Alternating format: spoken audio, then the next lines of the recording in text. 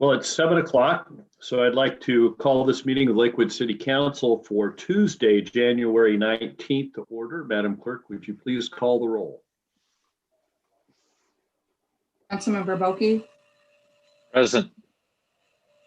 Councilmember Brandstetter, Here. Councilmember Farmer, Here. Councilmember Moss, Here. Deputy Mayor Whalen. Looks like I need to admit him to a panelist.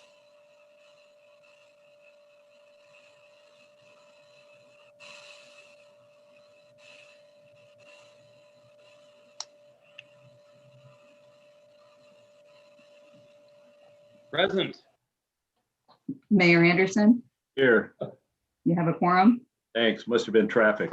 Yeah. The first category on the agenda tonight is proclamations and presentations, and it's a pleasure to recognize in the first item the 2020 Larry Saunders Service Award presentation. For this, we have Mr. Bob Warfield of the Lakewood Community Foundation Fund, and he will provide remarks. He should be joined by Ms. Sally Saunders, award recipient Gail Selden, and Greg Radisky, who will be presenting a check to West Pierce Cares. So if we could dial up the participants here.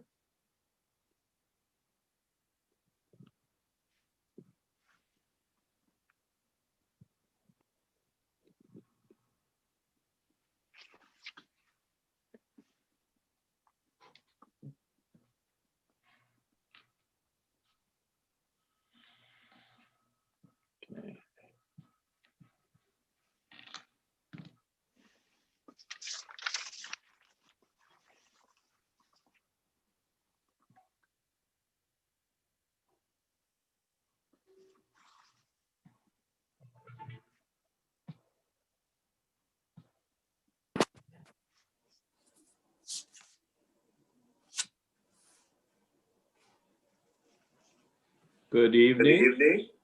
It seems like we have all the people here. I would ask Mark speaking that you mute your microphone so that we don't get feedback. Is the audio working okay? Yes. Oh, good. So we'll go to Bob Warfield. Okay, To we're kick off.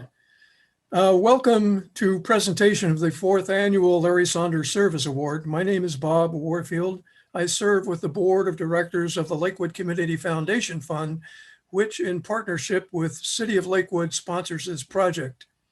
Before proceeding, I want to thank our Awards Recognition Committee for their important help. Stephanie Waltz, President of the Lakewood Area Chamber of Commerce, represented community. Councilmember Paul Bocci represented City of Lakewood, and Board Member Peggy Kennel represented our Lakewood Community Foundation, while Brianna Schumacher, tireless city clerk, made sure they showed up. Thank you all. As we overcome the difficulties of this past year, community spirit and volunteer service remain strong, and the outlook ahead is bright with the willing hands, leadership, and imagination for which we remember Chief Larry Saunders. Recalling his interest in community, we recognize the extraordinary service of others by this annual award. For that, we must choose one among many nominations that merit distinction. We think you will agree that none are more worthy of our appreciation than the recipients of the 2020 Larry Saunders Service Award. Tonight, we are honored to ask Sally Saunders and Mayor Anderson to present the 4th Annual Larry Award to the very amazing Selden family of Lakewood. Applause. Sally. Okay. I don't know if Sally's on, but No, I'm on, Oh, yeah, there you and I are. just unmuted. It took me a Wonderful. minute to, because you guys do it a little differently than lovely. I'm used to. I apologize.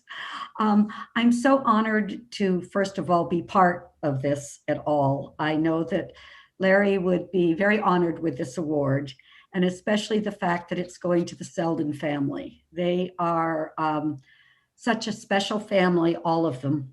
They have contributed so much to this community, and I just can't think of any more deserving people than them for this award. Thank you. And I'd like to ask Rick, Sharon, and Gail, you're silent heroes in the community. We need about 1,000 more of you, but the three of you do enough work for 1,000 people.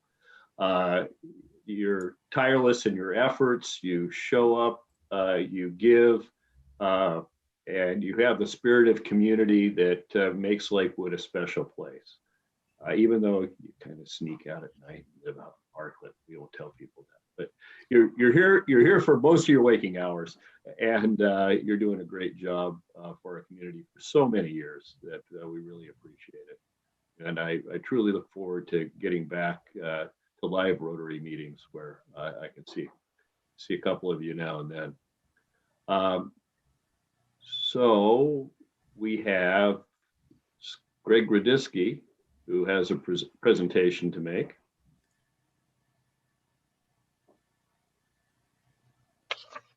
Hopefully, oh, it's backwards. I figured that was going to be the case. But anyway, that's a representation of a check to from the Lakewood Community Foundation Fund to West Pierce Cares, specifically the AED program.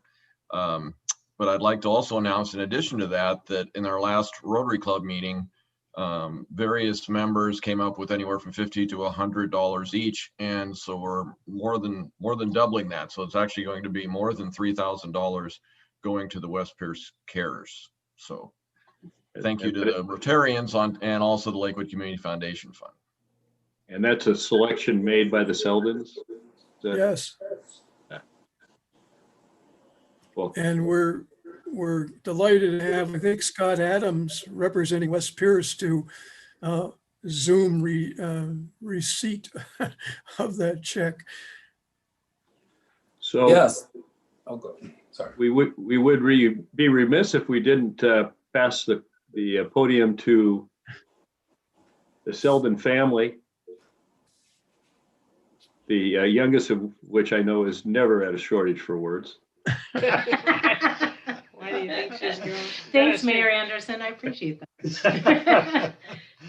Yeah, this has been just a real surprise for us, and we're extremely humbled and honored to receive this award. And for the life of me, I couldn't fathom how we were selected.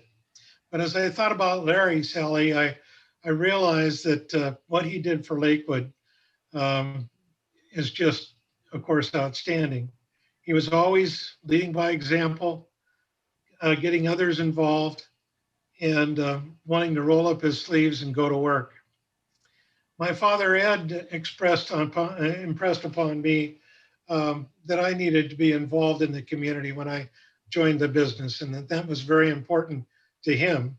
So following his example, we've been the worker bees and rolling up our sleeves and trying to help out where we can.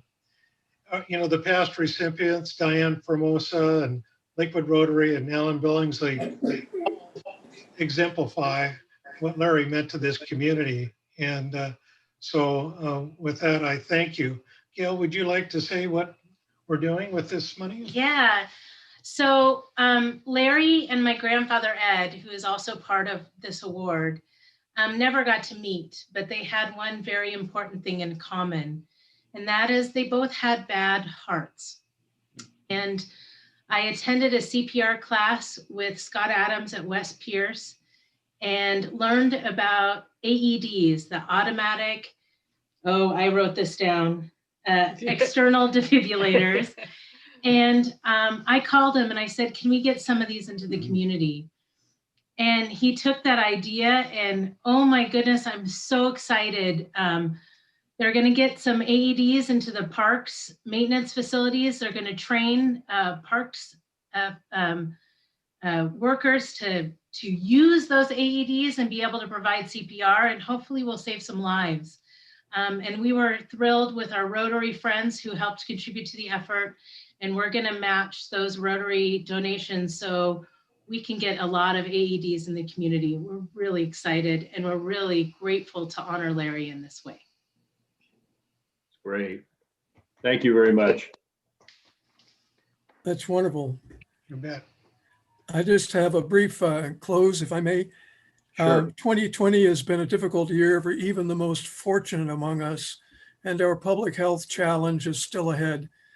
So let us be mindful of the special needs and urgent help required by many through the coming year to keep Lakewood community strong. Thank you all so much for participating, and a very happy new year. Well, thank you. And thank you again to the Seldens for all you do. You're certainly deserving of this award, and wear it with pride. Yeah. Yay. Okay. Mr. Mayor, Yes. I just wanted to say one thing. I wanted to say what an honor it is to be partnering with the Selden family. West Pierce Cares is just a small little nonprofit. We strive to provide community assistance, resources, and education to the community and kids. What's unique about what we're able to do through West Pierce Fire and Rescue, where I work, is we're going to register this AED at the park. And so people, if they have an emergency over there, they can use an app called Pulse Point AED. They can pull it up, find out where the location of that AED is, go get it, or get park staff to help get that. The app also shows people how to use AEDs, how to do CPR. So I think it's just kind of a win-win for everybody. And we're honored to be partnering with the Selden family. Thank you. Thank you. Thank you, Sally, for being with us. Great use. And Brianna, thanks. Great Thank use you of the for funds. including me. I appreciate it. Good to see you all. Right. Good night. And now we'll move on to the next presentation. Let's take a little bit of time to boot up. This is a proclamation declaring January as Human Trafficking Awareness Month. And I apologize in advance for mispronunciation of the names. We have Christine Gilgee, Director, and Kawihi Marshall from the Compassion Connect Puget Sound organization.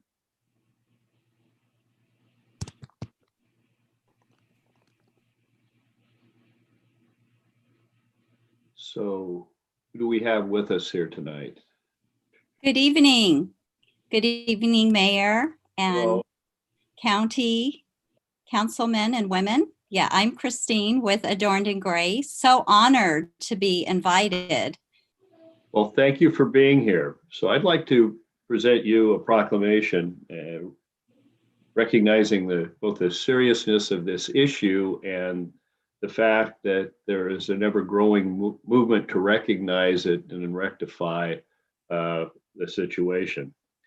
Whereas human trafficking is a worldwide public health and civil rights crisis, and whereas human trafficking is occurring at escalating levels all over the world, including communities throughout the state of Washington, and whereas human trafficking goes against basic human rights and is modern day slavery, and there is a vital need to eradicate this horrendous crime. And whereas all communities must seek to prevent human trafficking by promoting safe, healthy, and supportive environments. And whereas law enforcement, federal and state agencies, nonprofit organizations, social service providers, and others, such as Compassion Connect Puget Sound, are working to end human trafficking through partnerships. And whereas Adorned in Grace's goal of fighting human trafficking through awareness, prevention, and restoration has a positive impact in Lakewood. as their team guides survivors and other vulnerable women and girls through a program they called the Grace Plan. And whereas the city of Lakewood is committed to ending modern day slavery and exploitation. Now, therefore, the Lakewood City Council hereby proclaims the month of January 2021 as Human Trafficking Awareness and Prevention Month in the city of Lakewood, and invites all citizens to observe this month with appropriate programs and activities aimed at ending and preventing all forms of human trafficking. Proclaimed this 19th day of January 2021. Don Anderson, Mayor. Christine, would you like to say a few words? Mayor Anderson and council, we are honored to be recognized by Lakewood as being at the forefront of raising awareness and prevention of human trafficking. And Mayor Anderson, do you remember 2018? I believe it was June 29th, 2018, you were at the ribbon cutting ceremony in front of the boutique at 10310 South Tacoma Way, where not only did First Western Properties gift us rent-free 3,000 square feet, but the community in Lakewood, businesses came forward and built out everything from the ground level, over $80,000 of build out for free. We were equipped with thousands of wedding dresses and special occasion dresses for free. All of this was completed in 2 months. We actually opened the door on May 29th, 2018. So we are so honored to be in Lakewood, and that you all recognize that this is something, the modern day slavery is real. Just a quick story, just recently, there was a Good Samaritan that recognized the signs, because we do training classes. So if all of you on the council would like to have a training class, we would love to do it on Zoom. And he actually recognized the signs of a young gal that was being trafficked in Pierce County and brought her directly to the boutique, where we were able to intersect and provide resources for this girl to help her get off the street. So I just want to thank you for the city of Lakewood recognizing the need for awareness and prevention and restoration for survivors of human trafficking. So thank you. We are truly honored. Thank you so much. Well, thank you. And I do remember that. And I was impressed enough that as the father of 4 adult daughters, I had accumulated about 25 once or twice worn prom dresses and I had no idea why they were being saved. And when I came there that day, I realized that the reason they were being saved and kept in pristine condition was that they were to go to your organization. So about a week later, I came back with a carload of special occasion dresses. So thanks for helping me clean out the closet, and I'm glad that they went to a good use. Well, thank you so much, Mayor Anderson. Anyone else like to say anything in council? Well, thanks again for the work you do in Lakewood, and good luck having success in a very serious environment. Well, thank you so much. Thanks. So thank you for joining us this evening. We'll now move on to a presentation by the Association of Washington Cities on their retro fund. For this, we have Peter King, the CEO, and Brian Bishop, the program manager of AWC.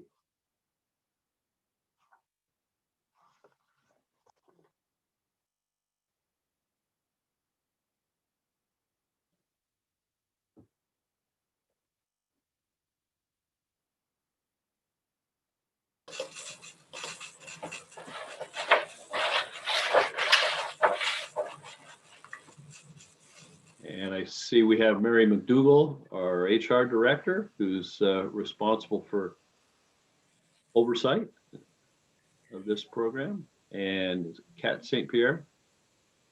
So welcome. Thank you. Good evening, Mayor Anderson, Deputy Mayor Whalen, and members of the City Council. As you know, the City of Lakewood is a member of the Association of Washington Cities Retro Program, a pooling program for workers' compensation. Tonight, as you said, Peter King, AWC CEO, Carol Loomis, Director of Member Pooling Programs, and Brian Bishop, the Retro Program Manager, are here to share some good news with you. But before I turn it over to Peter, I wanted to recognize and thank Kat St. Pierre. Kat is one of the city's HR analysts, and among many other duties, she's responsible for our employee safety program and overseeing the workers' compensation claims management along with the AWC claims managers. Kat works very closely with the AWC Retro Program staff and city departments to ensure safe work practices, to prevent injuries and claims as much as possible, and to promote a safety culture throughout the organization. So thank you, Kat, for your hard work and service on behalf of of our employees. I also want to thank the AWC Retro Program Manager, Brian Bishop, and his staff for their invaluable assistance and the partnership. So with that, I'd like to turn it over to Peter. Thank you, Mary. Mayor Anderson, members of the council, City Manager Caulfield, thank you very much for giving us a few minutes to be with you this evening.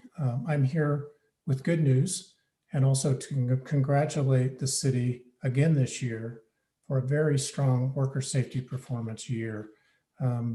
If we can pull up the PowerPoint, I don't know if who's operating that. I've got a short PowerPoint that I can walk through if that's available.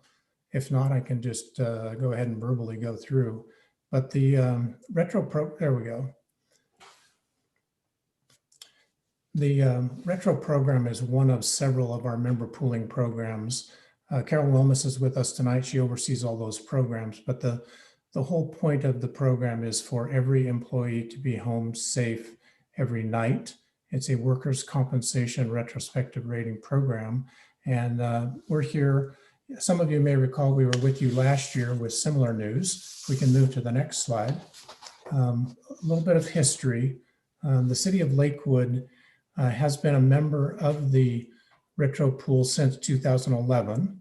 The pool is a group of cities and other public agencies who have joined together, and in cases where there is strong workers' comp performance by the city and the others in the group, there's an opportunity to get a refund on your L&I premiums. So as a whole, total refund since the inception of the program in 2004 is about $6.8 million. Lakewood joined in 2011, and the year that we're talking about now is closing out the 2017 retro year.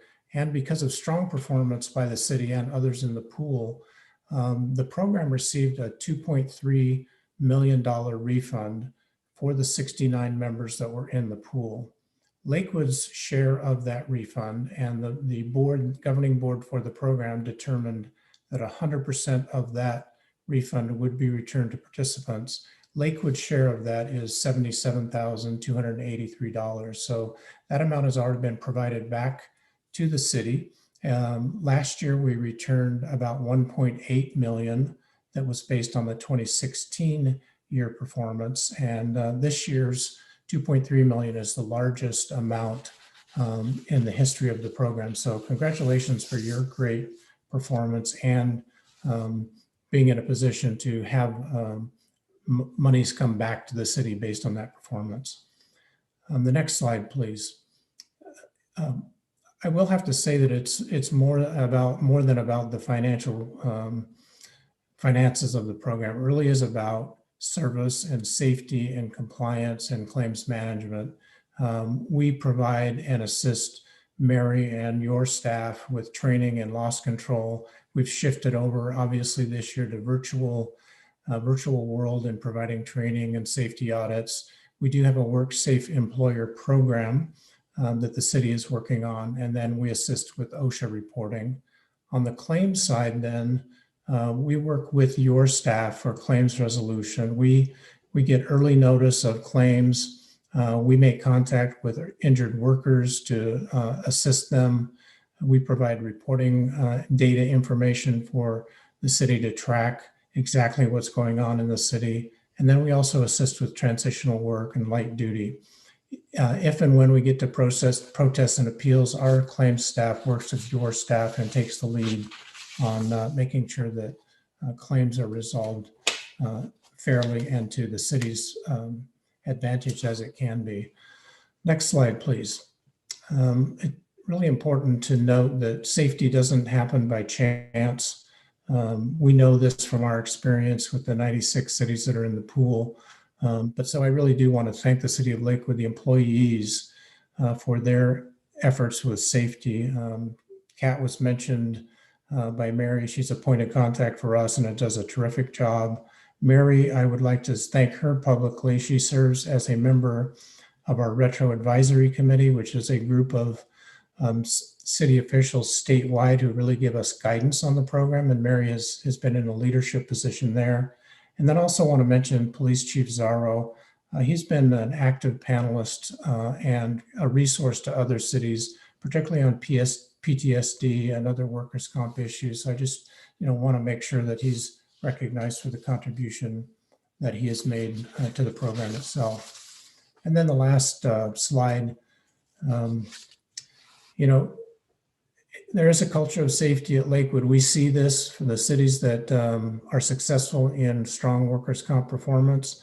Leadership is the key. It starts with the mayor, the council, city manager's office. We recognize that when safety is a priority, we can realize that goal of every employee home safe every night. So I just wanted to thank you. I know the city is working on the WorkSafe Employer Award. We have 8 specific criteria that the city can meet. And I know the city is working on that to be able to accomplish that in 2021. So congratulations, a little bit of a refund on your workers' comp, but most importantly, your employees are being safe and injuries are being avoided. So congratulations.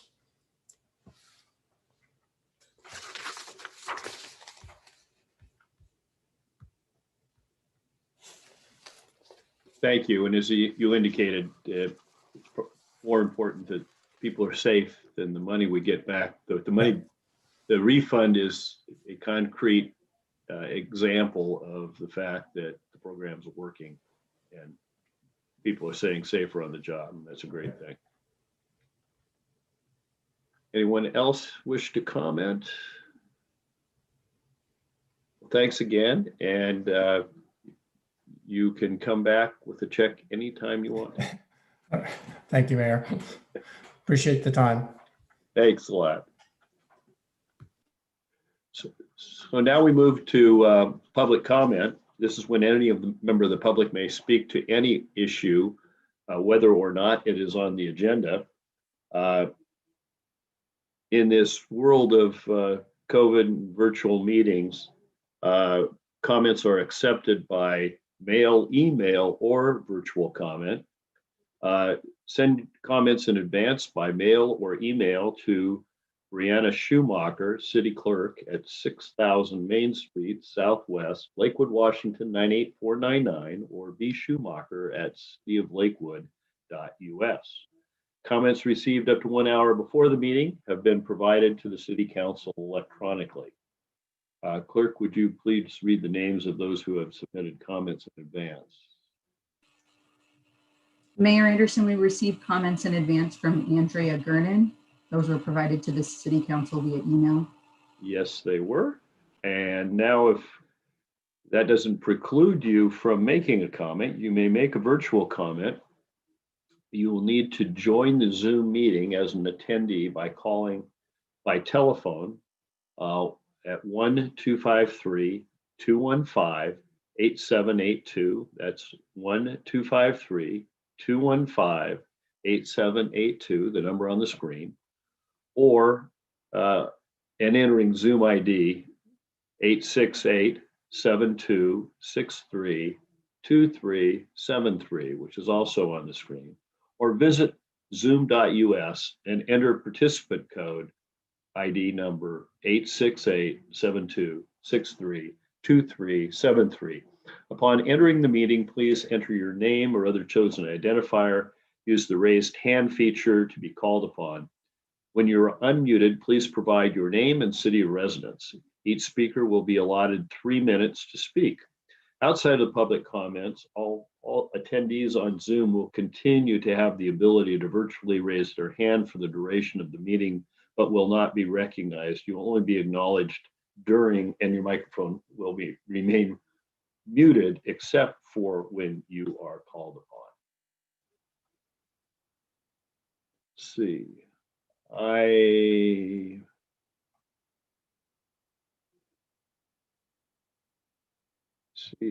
First person asking to speak is Helen McGovern Pilot.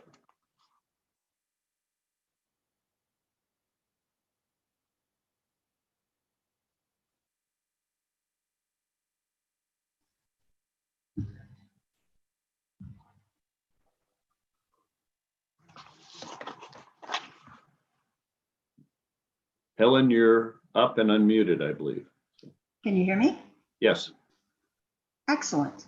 Well, good evening, Mr. Mayor, Deputy Mayor, and esteemed council. First, I want to thank you so much and congratulate you on the tremendous job you're doing on bringing industry to our community. It's so wonderful seeing Lakewood's name and thousands of jobs associated with it on the front page of the newspaper. I know that's been a heavy lift, and as a citizen, I want to say thank you. I'm here today or tonight to talk to you about one of the people who have sent in their resume for your consideration to be on City Council. I looked at the list and I'm amazed at how many of the people I know, but that's the best part of being in Lakewood, right? Some of them I've worked with. One of them is building a house right now. One of them went to my homecoming with my son in high school when they were a freshman in high school. And the person I want to talk to you about, I've actually known her for almost 20 years. Rhea J. Johnson Covington. I met Rhea when I was on the City Council and attended an event at AI where she was a student. And at that time, I became a Rhea fan along with some other folks. And her heart and passion and dedication to the community are beyond measure. In fact, you may or may not know that she had a little struggle at some point in her life, and Dennis Hagashiama and Mary Dodsworth, Andy Gernon, and Claudia Thomas and I became Team Rhea. And while she was in high school, we spent a lot of time helping her make some decisions and move forward. She was on the Youth Council for 2 years. And I think the thing that I want to impress upon you is that Rhea's lived experiences are so similar to a significant amount of our population that I believe is underserved and has never been represented on the council. I've known Rhea when she was homeless. I've known her when she was so excited about getting an apartment that had some public assistance along with it, living in Tillicum, moving to an apartment behind St. Clair, spending a lot of time with her, talking about how she needed to spend as much time on her education as she devoted to our community over and over and over, and still does. And can you imagine if you're on the Youth Council and you hear that a former Youth Council person who lived in Tillicum has become the successful person she is, has grown up and purchased a home with her wonderful husband in Covington, and now here she sits representing them on the council. I know it won't be an easy decision. I look at the folks who have accomplished a lot over their decades of time, and I think it's time to have someone who represents youth, represents those folks who had an interesting lived experience. And when I met her, I remember that day vividly. She was sincere, she was earnest in her desire to know you and to listen to you and learn from you. And that's exactly who Rhea is today, and that's who she will be for our community. And I thank you for your time.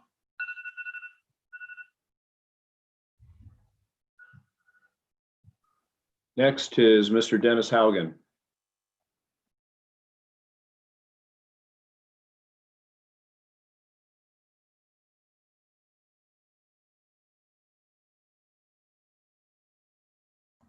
Can you hear me?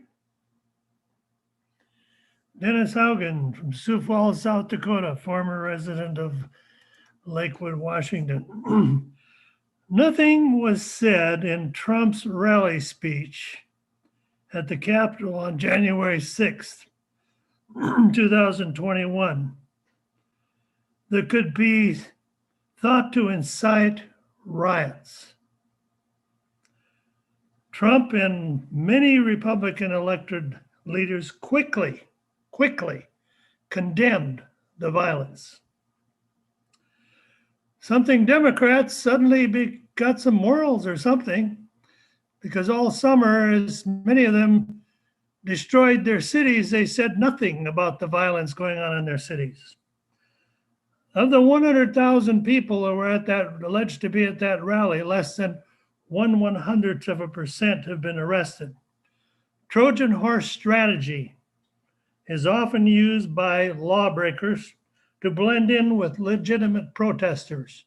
And this is just another case of where that happened.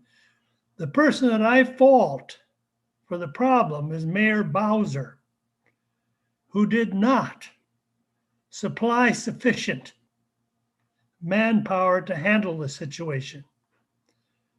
She started acting the same way she did back in June when Trump was trying to defend the White House. And she went so far as to put out an eviction notice for the National Guard. That's why I put at fault for that happening to the level that it did. Now Democrat leaders and their pundits are accusing all 75 million Republicans of insurrection. Let's see where that goes. Voter fraud is an easy crime to commit, so suspicions are legitimate. Now, speaking of what you've been talking about tonight, sex trafficking. Well, guess what? The Hondurans are gathering a caravan together and they're headed this way because Democrat politicians promised them all kinds of goodies if they came in the United States. Unvetted, illegal people coming in bring drugs. Drugs are closely associated with trafficking, sex trafficking, all of these things. Your governor fought the wall. Your governor fought. So you're going to have to fight to keep from sinking in a hole faster than you can dig yourself out. Thank you very much. The next person up is only identified by a telephone number at this point, 253-964-2173. That's not 396, or it's 253-964-2173. Hello, this is Julian Wheeler. Can you hear me? Yes, we can.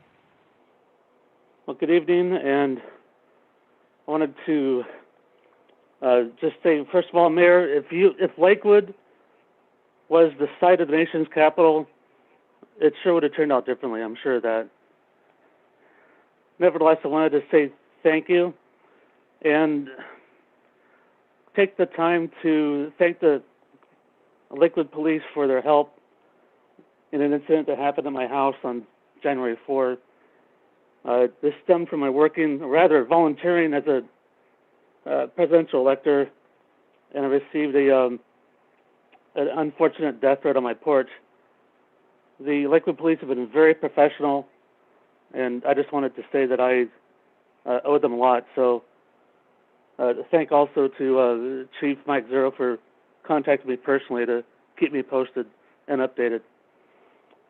Thank you very much, and have a good day. Thank you. That's all the people who have their virtual hands raised, but that doesn't preclude you from speaking if you want to sign in at this point. So make an additional call. Does anyone else wish to make public comment? Is there anyone else on the virtual line who wishes to make public comment? I don't see any. Madam Clerk, do you see anyone? Mayor Anderson, I do not. All right, I declare public comment closed. We'll now move to the consent agenda, Madam Clerk. A, approval of the minutes of the City Council meeting of January 4th, 2021. B, approval of the minutes of the City Council special meeting of January 7th, 2021. C, motion number 2021-04, approving the 2021 Citizens Advisory Boards Committee and Commission work plans. D, motion number 2021-05, authorizing the execution of an interlocal agreement with Pierce College to enhance a baseball field at Fort Steilacoom Park.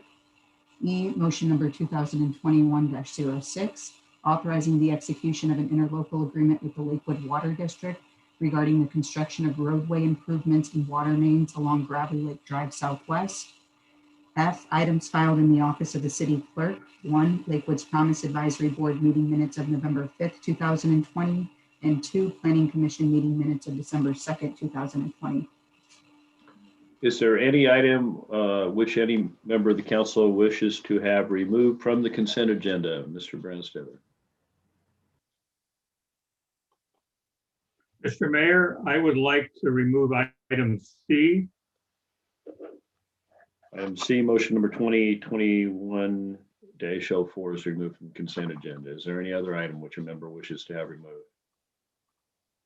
Hearing none, I'd entertain a motion to adopt the consent agenda absent less item C. So moved. So moved. It's been moved and moved. I take the second as the second. That we adopt the consent agenda absent or item C motion, which is motion number 2021-04. Is there any further discussion? All in favor, please signify by saying aye. Aye. Aye. Opposed, nay. Motion carries. We now move to motion number 2021-04, which is approving the 2021 Citizen Advisory Boards Committee and Commission work plans. Mr. Branstetter.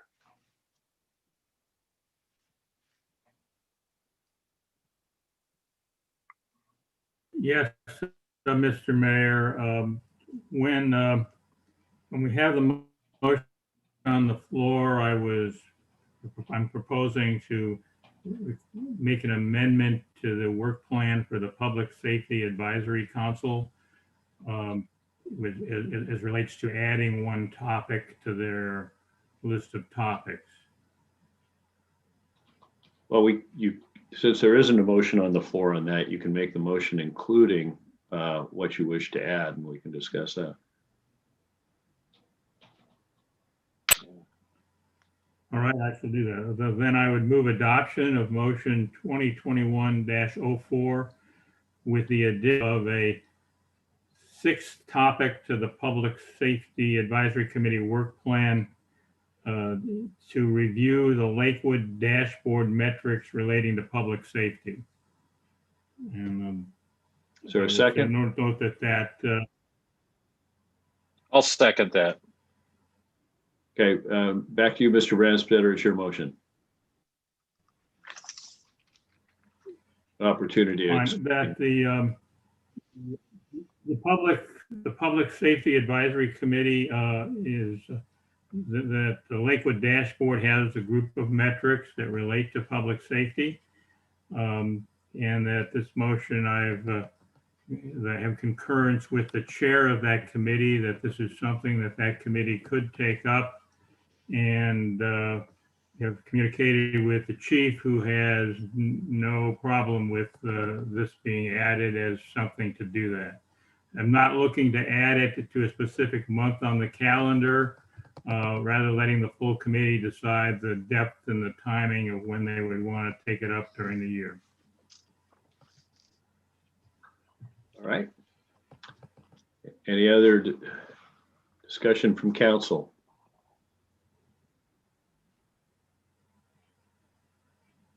Then I'll call for the question on motion number 2021-04 as restated by Mr. Branstetter.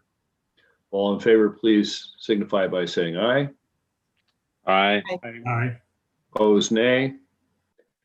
Carries.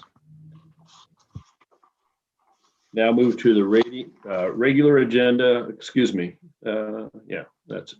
Move to the regular agenda ordinance number 748, Madam Clerk. Ordinance number 748, providing for the issuance, sale, and delivery of not to exceed $4,100,000 aggregate principal amount of surface water revenue bonds to provide funds to finance the utility share of transportation and other capital projects, fixing or setting parameters with respect to certain terms and covenants of the bonds, appointing the city's designated representative to approve the final terms of the sale of the bond, and providing for other matters related. For this, we have Ms. Kraus.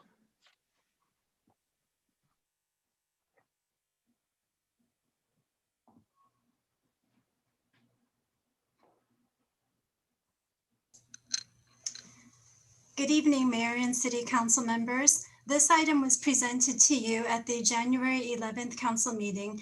You had some questions and those questions were addressed at the meeting or via email. The latest question was addressed this evening by the city manager through his email regarding the no fee, no free service. And we are scheduled to phase out the exemptions per the ordinance. So the recommendation this evening is for the city council to approve the bond ordinance for SWIM revenue bonds. And that concludes my presentation. Questions for Ms. Kraus, Mr. Boki? Thank you, Mr. Mayor. Ms. Kraus, I just want to make sure, and then for everybody's edification here, the ordinance says relating to the issuance of surface water revenue bonds. And so describe the difference between the revenue bonds and a general obligation bond. So the general obligation bonds are coming from property tax or real estate excise tax.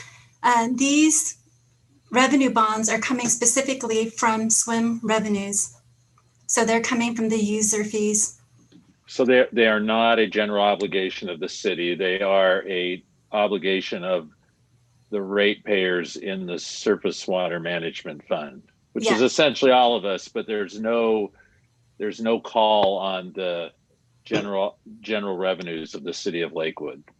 Yes. Okay. And when do you expect to be selling them? Well, we'll be working on it. I'll be working on it as early as next month, and really depends on the timing of the JBLM project. We have in the budget $1 million to be issued or to be available in 2021 and $3 million in 2022. So depending on the speed at which the JBLM project moves and is the money that is needed to fund that, I would like to go out sooner than later. And the pace at which the project would move, I would think that we would spend those monies in the first 2 years. And the plan is 20-year bonds. Yes, right now. Okay. Thank you. Thank you. Any other questions for Ms. Kraus? Mr. Whalen? With regard to the obligation of the SWIM funds to pay the debt obligation, I assume when it comes time to budgeting in the next years, that debt obligation comes off the top pretty much of the SWIM budget for line item purposes? Yes, it becomes an ongoing debt obligation for the Surface Water Management Fund. Okay, and do we have any other current debt obligations coming off the SWIM funds at We present? do not, no. Okay, very good. So we're comfortable that we'll be fine, right? Yes. Yeah, good. Thanks. Any other questions? I'd entertain a motion on ordinance number 748. So moved. Second. It's been moved by Mr. Whalen, seconded by Ms. Farmer, that we adopt ordinance number 748. Is there any further discussion? Well, all in favor, please signify by saying aye. Aye. Aye. Opposed, nay. The ayes have it. Motion carries. We now move to unfinished business. Is there any unfinished business to come before the council? There is none, Mayor. And is there any new business to come before the council? There is not, Mayor. We move to reports by the city manager, Mr. Caulfield. Thank you, Mayor, and good evening, council. First off, I'd like to call upon our city attorney to give the council an introduction regarding applications that you have received to fill the vacancy that resulted when John Simpson resigned on effective December 31st. So with that, Ms. Wagner. Thank you, Mr. City Manager. Mr. Mayor, Deputy Mayor, members of the council. I've opined on this issue previously. You were provided some history as to how you've done things in the past back in December, and that has been resubmitted to you with a clarification. The question that we started talking about was exactly how you dealt with the candidates once they had applied. And the council actually invited all of the pool of candidates to make presentations to the council. At that time, there were 12. They each had 4 minutes. There wasn't necessarily a set of questions to work from. You are not required to do what you've done in the past, and you, as indicated in the first memo, can follow whatever process you want. Attached to those materials is a list of the applicants and the qualifications that they've submitted. My understanding is that there have been 1 or 2 other questions that have come in from people who did not actually apply. They've inquired as to whether or not they could apply at this point, but they did not submit any materials to date. I would be happy to try and answer any questions the council may have on this. Any questions from Ms. Wachter? So, but the bottom line is, as long as someone is eligible and you get 4 votes from this council before the 90 days is up, you can be appointed to the council. That is correct, Mr. Mayor. It's pretty wide open. And for that reason, I suggest, I have kind of a suggested process or path, I should say, not the process itself, but a path. And I hope we can discuss that. And the path would be, first of all, tonight deciding, do we reduce the 16 applicants to some smaller number for interviews? And if so, how do we do that? The second stop on the path that I'd suggest we follow is, if we decide to reduce it, do that at a meeting that's not tonight. The third would be, or if we don't reduce it, the second would be interviews. And the fourth would be a vote after discussion in executive session. So with that, kind of open it up for comments, see if we can draw a consensus on whether we wish to reduce the 16 down to some other number, which is pretty normal in a job application process. But like you said, like Ms. Walker confirmed, there's no need to do that. Ms. Walker.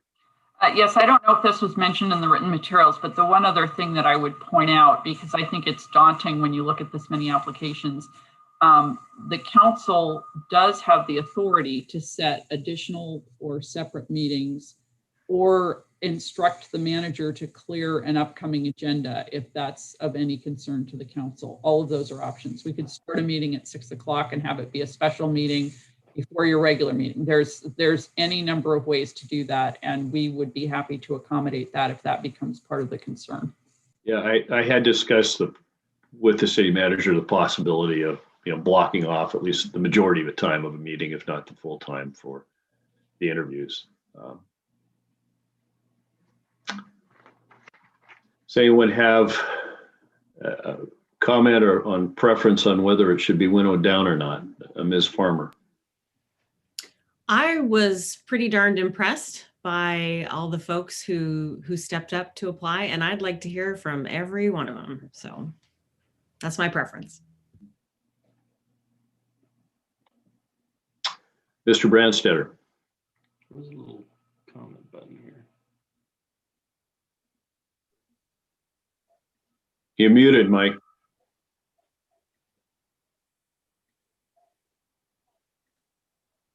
And I would concur. I don't believe that there is enough variance in the written materials that folks submitted to preclude anyone at this point from consideration.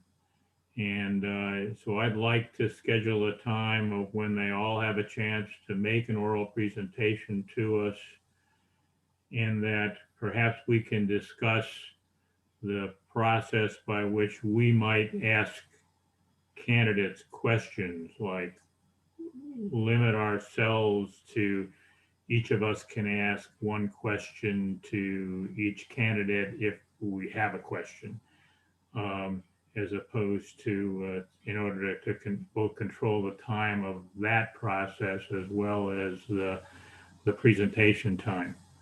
My recollection from a number of years ago that running through with 12 candidates and giving them each 4 minutes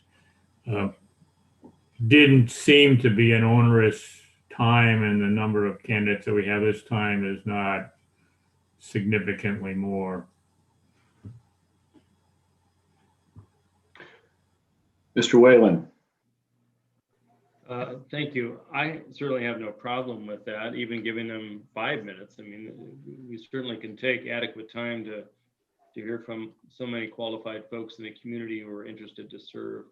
My question to the group is, there, maybe after we do that process, is there any sense of having a sort of heartfelt discussion and conversation on what we believe would be a collective or common sense toward qualifications or attributes that we would agree on, to therefore winnow it down after hearing the presentations, because they all have merit in different capacities. But I think we all have certain understanding of consistent qualifications or attributes that we may be looking for in this position. I mean, certainly the basic stuff, you got to live in Lakewood. I mean, that's one of them, of course, but there are some other qualities or qualifications that we might have common agreement that would help the natural process of winnowing down the applications. At some point, we're going to have to do that.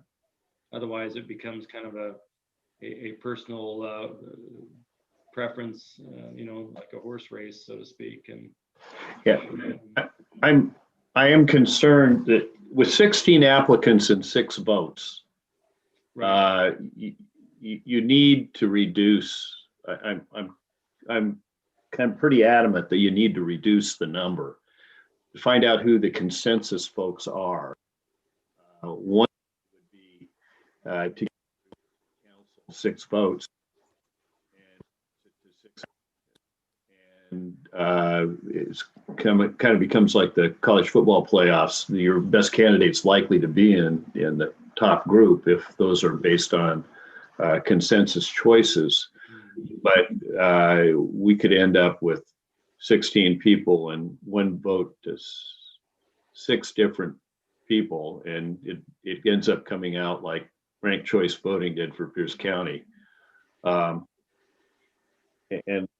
I'm also concerned that 4 minutes is not enough. We're interviewing someone for I think all of us think it's a significant position.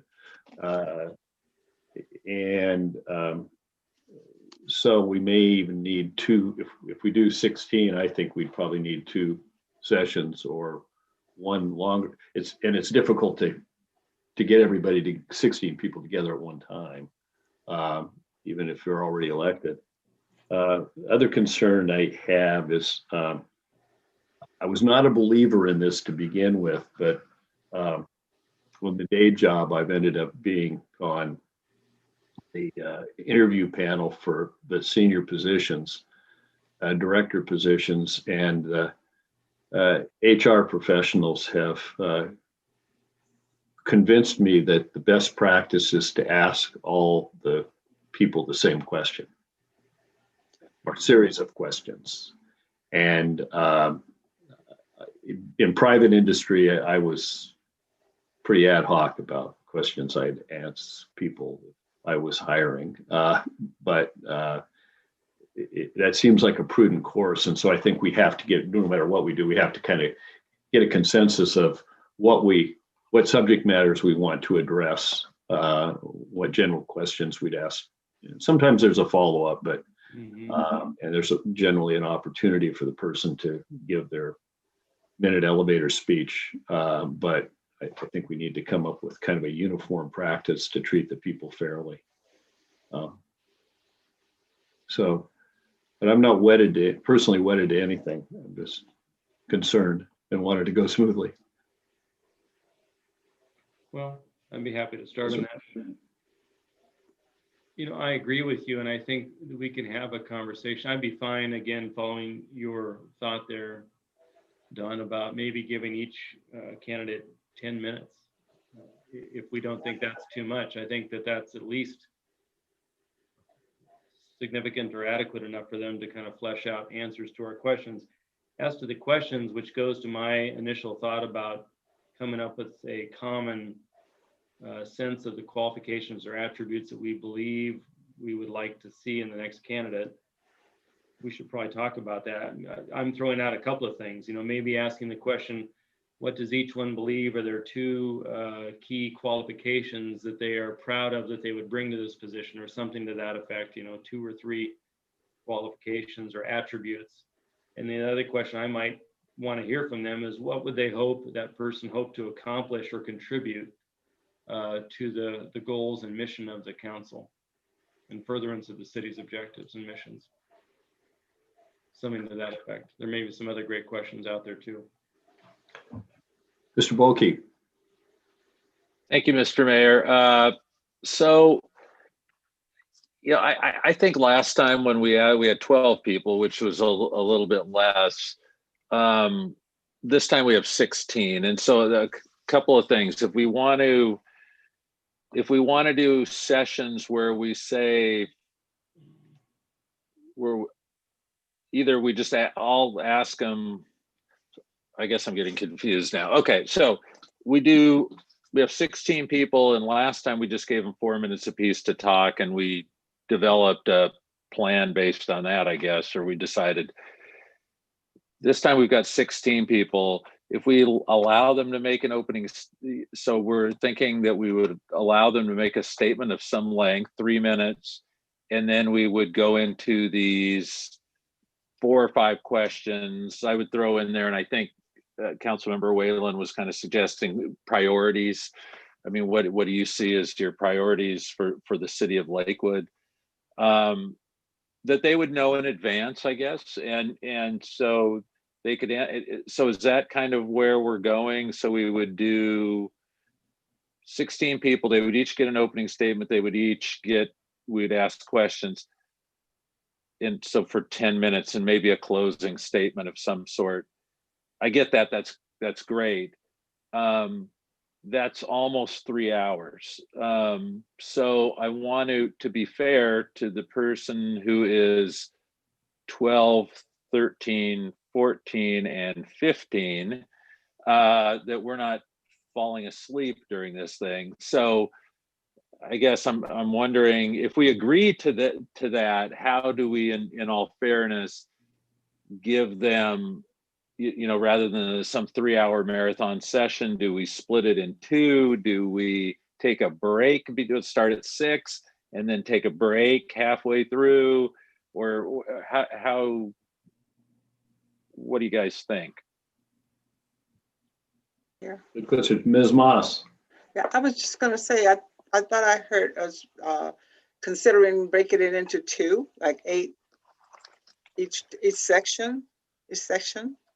I think it is fair that we hear them from them all, in order for everybody to feel that we did it fairly with everybody, to listen to all of them, but not all at once. That's my thought.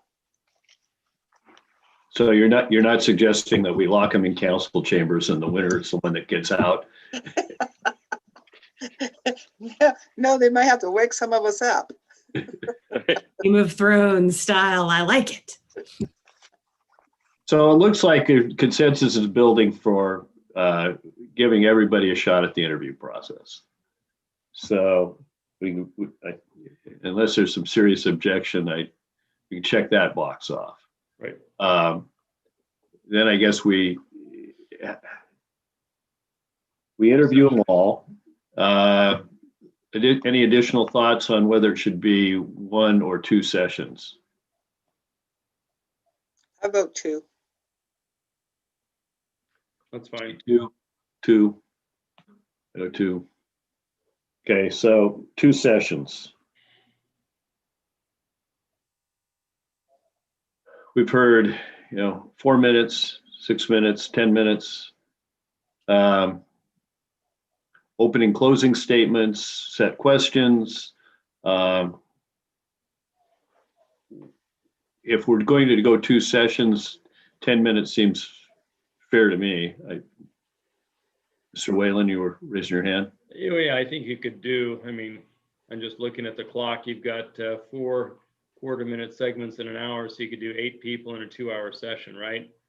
You give 3 or 4 minutes for an opening, enough time for questions, a couple minute closing from them, and then you got 15 minutes transition to the next person. We can do 8 of them in a 2-hour session.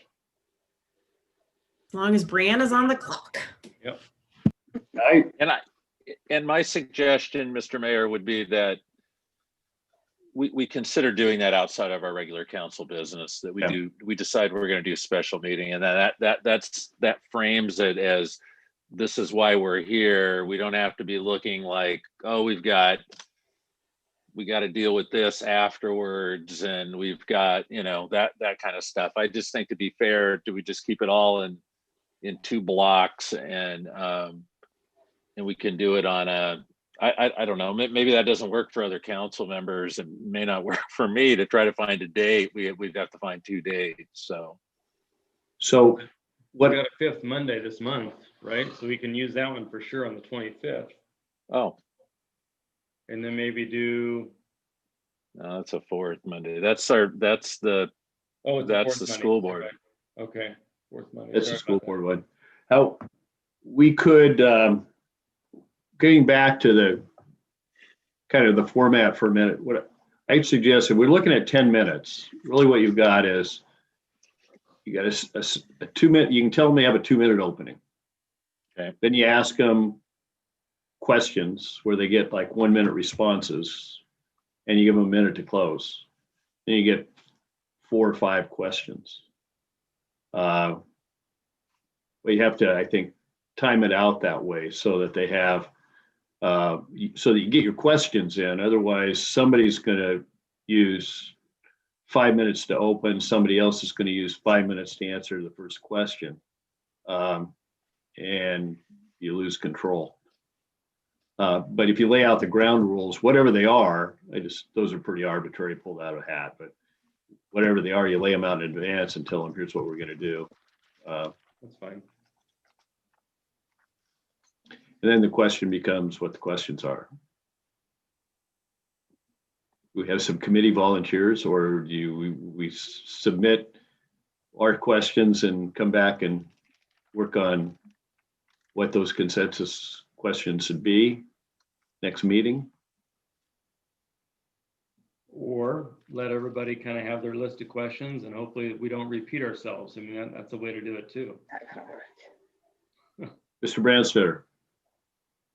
Yes, I think before we go to talking about the text of specific questions, which I would go back to the deputy mayor's point that we really need to have a conversation around the attributes that we're looking for in a strong candidate, so that we can agree on those and then formulate some questions that will help us understand the candidate in the context of what we're looking for. This is a little bit different than hiring a long-term individual. I mean, we are looking to appoint someone for a 9-month period of time on the council, and so the standards are a little bit different than hiring somewhat permanently, or that the voters would use to elect someone to a 4-year term. We need someone to help us get through 2021. So in order to move it along, though, I think we should work on the questions and the attributes at the same time. we match the questions to the attributes we decide to put forward. I think there's some that are pretty self-evident. You know, we want somebody who's intelligent. We've never had a problem with that to speak of. But there's education, there's experience, and when I say experience, I think experience in the broader sense, experiences is just what your job has been. Propensity for community service, time in Lakewood. So there are a variety of things you can come up with that are objective criteria. Well, I think for myself, one thing that is at a high on my list of attributes is that I am looking for someone that can join the council with a short learning curve. Shorter than my learning curve when I was elected.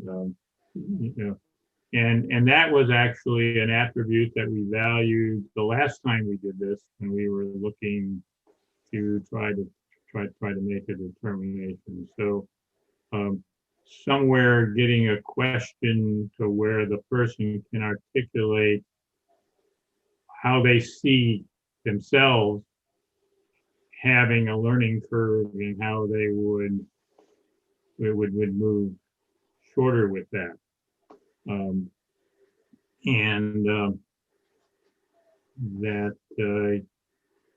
then probably given the times, there should be a question around equity and inclusion, and what should the city's role be in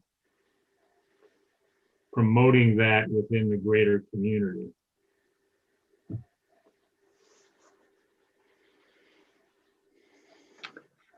Ms. Farmer. To Councilmember Branstedter's point, I like the idea of having them articulate how they would hit the ground running. Short learning curve, it is a shortened year, but also how they would contribute given our current times. It's a very unique time right now, and I would be particularly interested in the attributes that they would contribute for those types of situations versus job experience or that sort of thing. So particularly how can they contribute in these difficult times? And then also the other thing I'm thinking about, I'm concerned that if we make longevity in the community, and I don't know what we would say about education, but maybe something with I don't know. Where am I going with that? The historically disadvantaged groups typically don't have access to the same types of education that others may.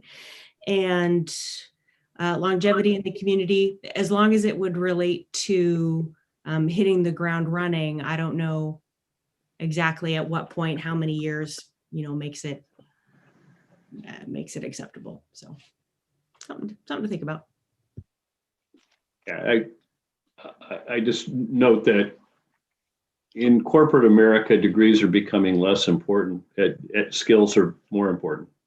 And to give you an example of that, when my father graduated from college out of an immigrant family, and just between World War II and the Korean War, there was, I think, 7% of the US population had a 4-year degree. When I graduated 40 plus years ago, it was 15%. Now it's 32%, but many of those degrees are in urban volleyball. And so the corporate world looking for skills and positions is starting to discard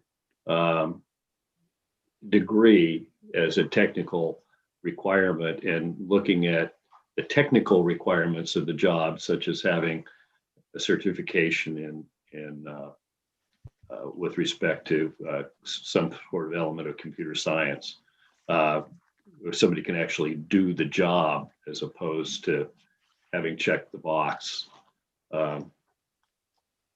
And I think back as that happens, I think I'm trying to speak to your point that I don't think it's an absolute requirement. Education is not necessarily that degree. I asked my dad when I went to college, I said, what do you do with your degree? And he said, it's in the drawer. Nobody's ever asked for it. You show up. If you can do the job, you can do the job. If you can't, it's pretty obvious.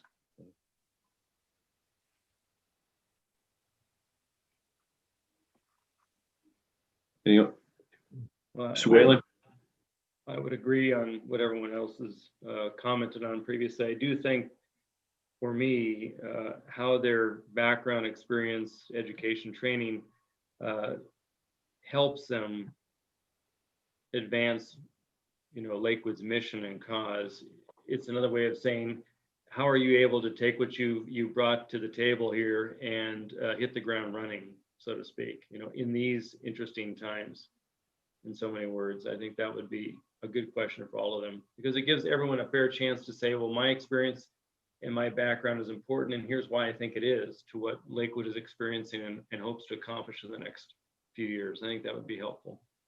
So to float a trial balloon to move this on, what if the six of us submit to our able clerk, Ms. Schumacher, a list of what we think important attributes are for her to compile and tabulate? And also, I would call them, instead of questions, areas of inquiry.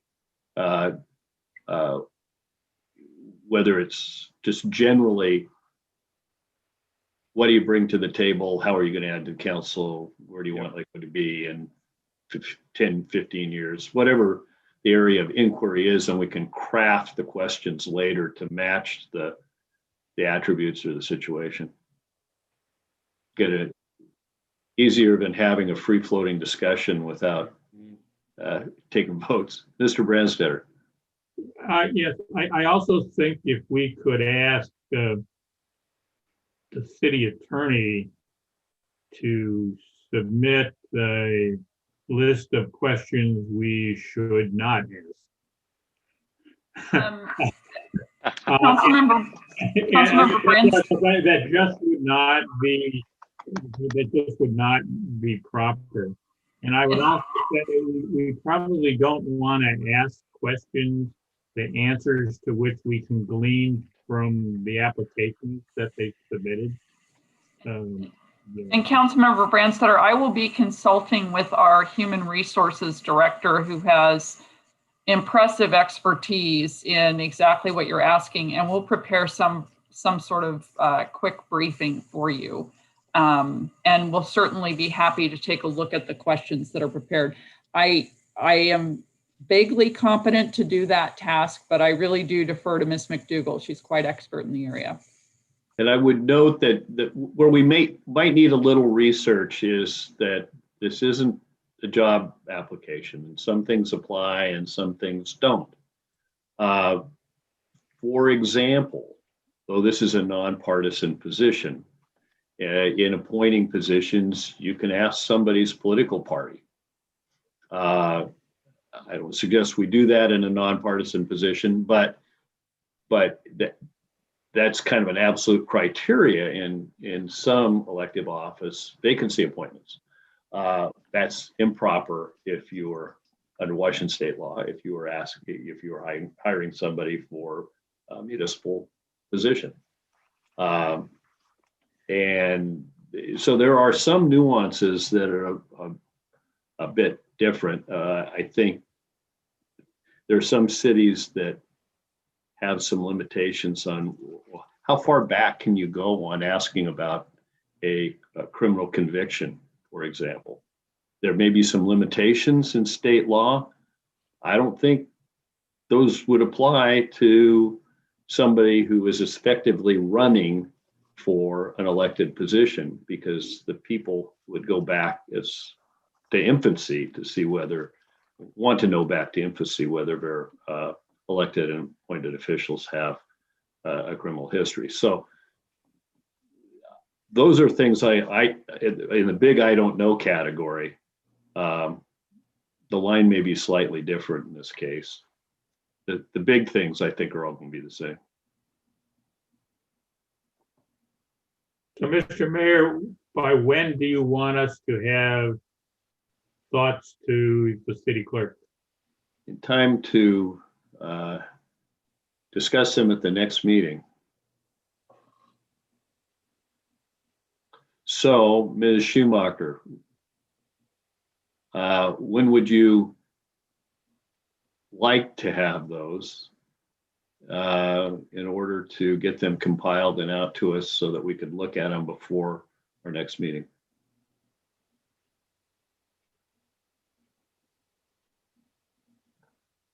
Mayor Anderson, if you'd like those included with an agenda packet, then we would need those. Well, I guess your next meeting, it would be February 1st to review those because you have a joint meeting with the school board on Monday, the 25th. So I guess that would leave you until preferably the 27th, Wednesday, the 27th. It's a lot of time, so. And I don't think anybody should have a problem with that.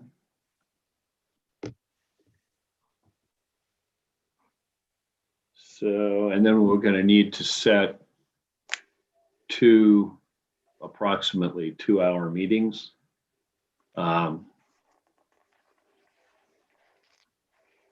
And I would submit that at the same time we talk about those questions, we talk about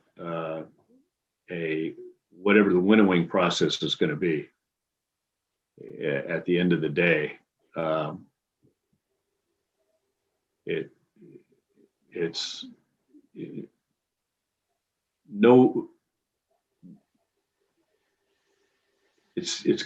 cumbersome and ineffective and probably inefficient and probably ineffective to vote for 16 people when we have such a group of qualified candidates.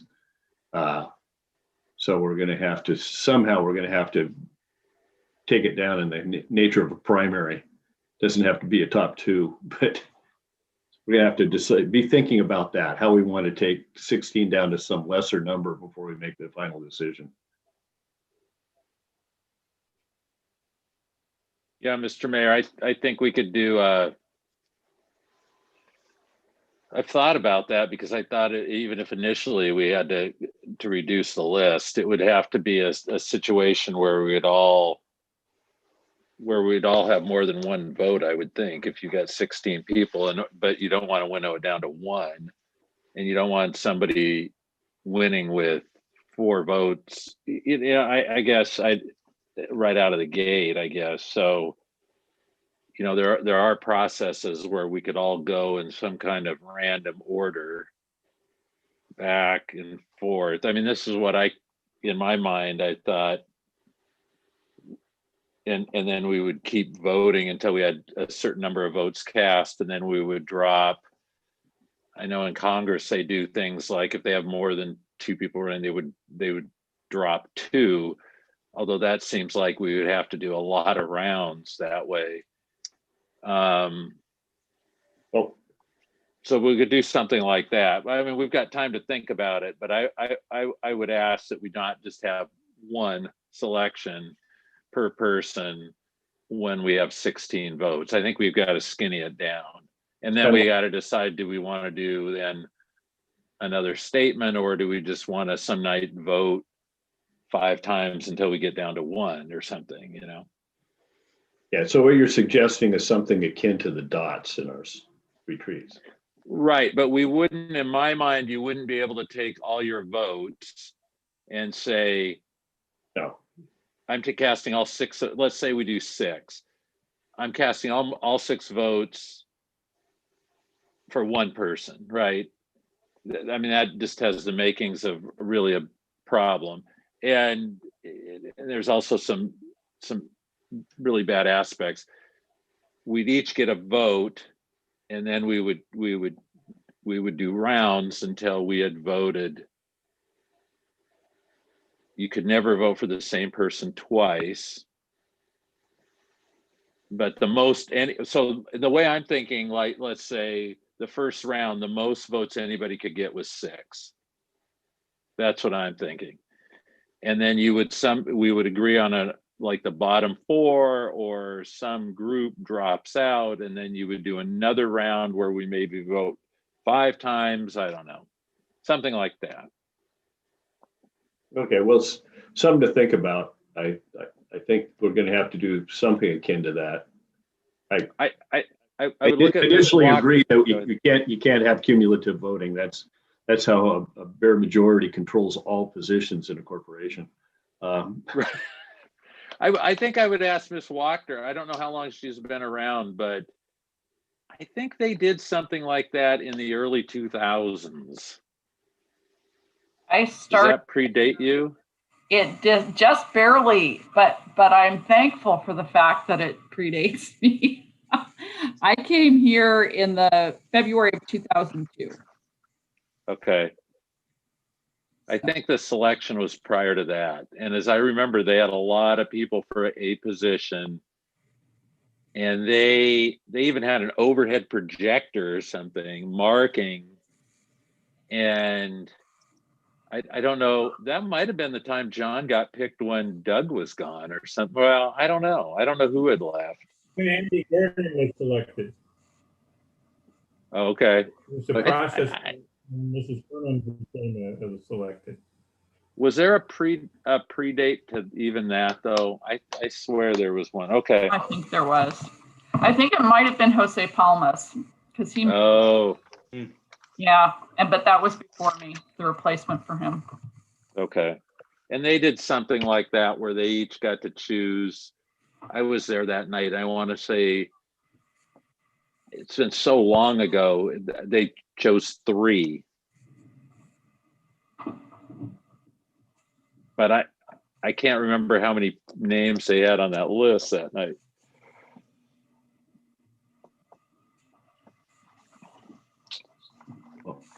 I think the city manager has some thoughts that might be beneficial. Mr. Caulfield. Thank you, Mayor. Just 2 brief comments. The first is as far as the voting goes. One way that I've seen a number of cities do it is that after they do the interviews, no matter how many candidates, they sit down and somebody makes a motion based on who they think is the best qualified candidate. And if they receive a second, they vote. And if they get the majority, then they're the next council member. If they don't, they move on from that. By the way, I'm not saying that's a good way to do it or not a good way to do it, but that is a way to do it. And I have seen a number of city councils utilize that methodology. Also, just remember that you do have the option to recess into executive session during your process. However, only to discuss candidates' qualifications. So just be aware that you also have that option as well, whether you want to do that before you interview the individuals or after it. Thank you. Although that method's simple, I think it's wrought with danger if you have 16 people and an even number of votes on the council. It's going to be difficult to get there. Yeah, I was proposing to begin with that we do have the executive session to discuss qualifications, and I think at the next meeting we should talk about when we want to do that, whether it's before or after interviews.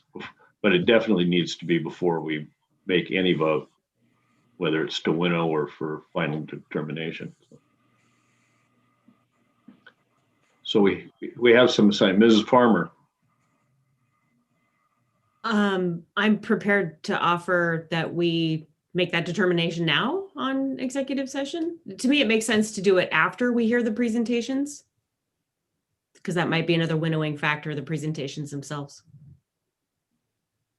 I'm fine with that. Does anybody have a different opinion? I think that's fine as long as we can do it, right? Can we talk about and winnow candidates down in an executive session, or can we talk about qualifications in general? I would be extremely cautious about anything that looks like there was an agreement reached in executive Right. session. The case out of Tacoma many, many years ago, the council did not actually specifically select a candidate. It was more like reaching consensus than anything else, and it sort of evolved before anybody realized what they had done. I would strongly caution just focus on the attributes, the qualities, and so forth. And when you're ready to actually start talking about dropping people from the process, that has to happen in the public. Yeah, I agree. And I'm sorry, I was just going to say where that comes from is the unhappy candidate. It's typically something that comes from within us. So is, based on that, Ms. Wachter, would, having seen that or studied it or read about it, and I haven't been there, I think we have to worry about the public perception of what we're doing, as well as what, are we better off then if we discuss known attributes beforehand? So when we have the executive session, is before we've done the interview process? From an outside standpoint, I hadn't thought that through. Well, what I would suggest you consider, and this is not legally based, it's more based on, risk analysis. Where are people going to criticize your process?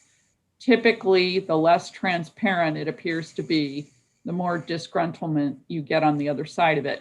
Now, people who don't get picked are still not going to be happy, but what you're looking for is that anyone who's watching the process would be able to say, what else were they supposed to do? They told you what they were looking for, they gave you a chance to show it, and then they picked a person who has those attributes. If your process looks like that, you are going to have your detractors, the people who didn't get it or people who were rooting for them, but you've got a very defensible process there.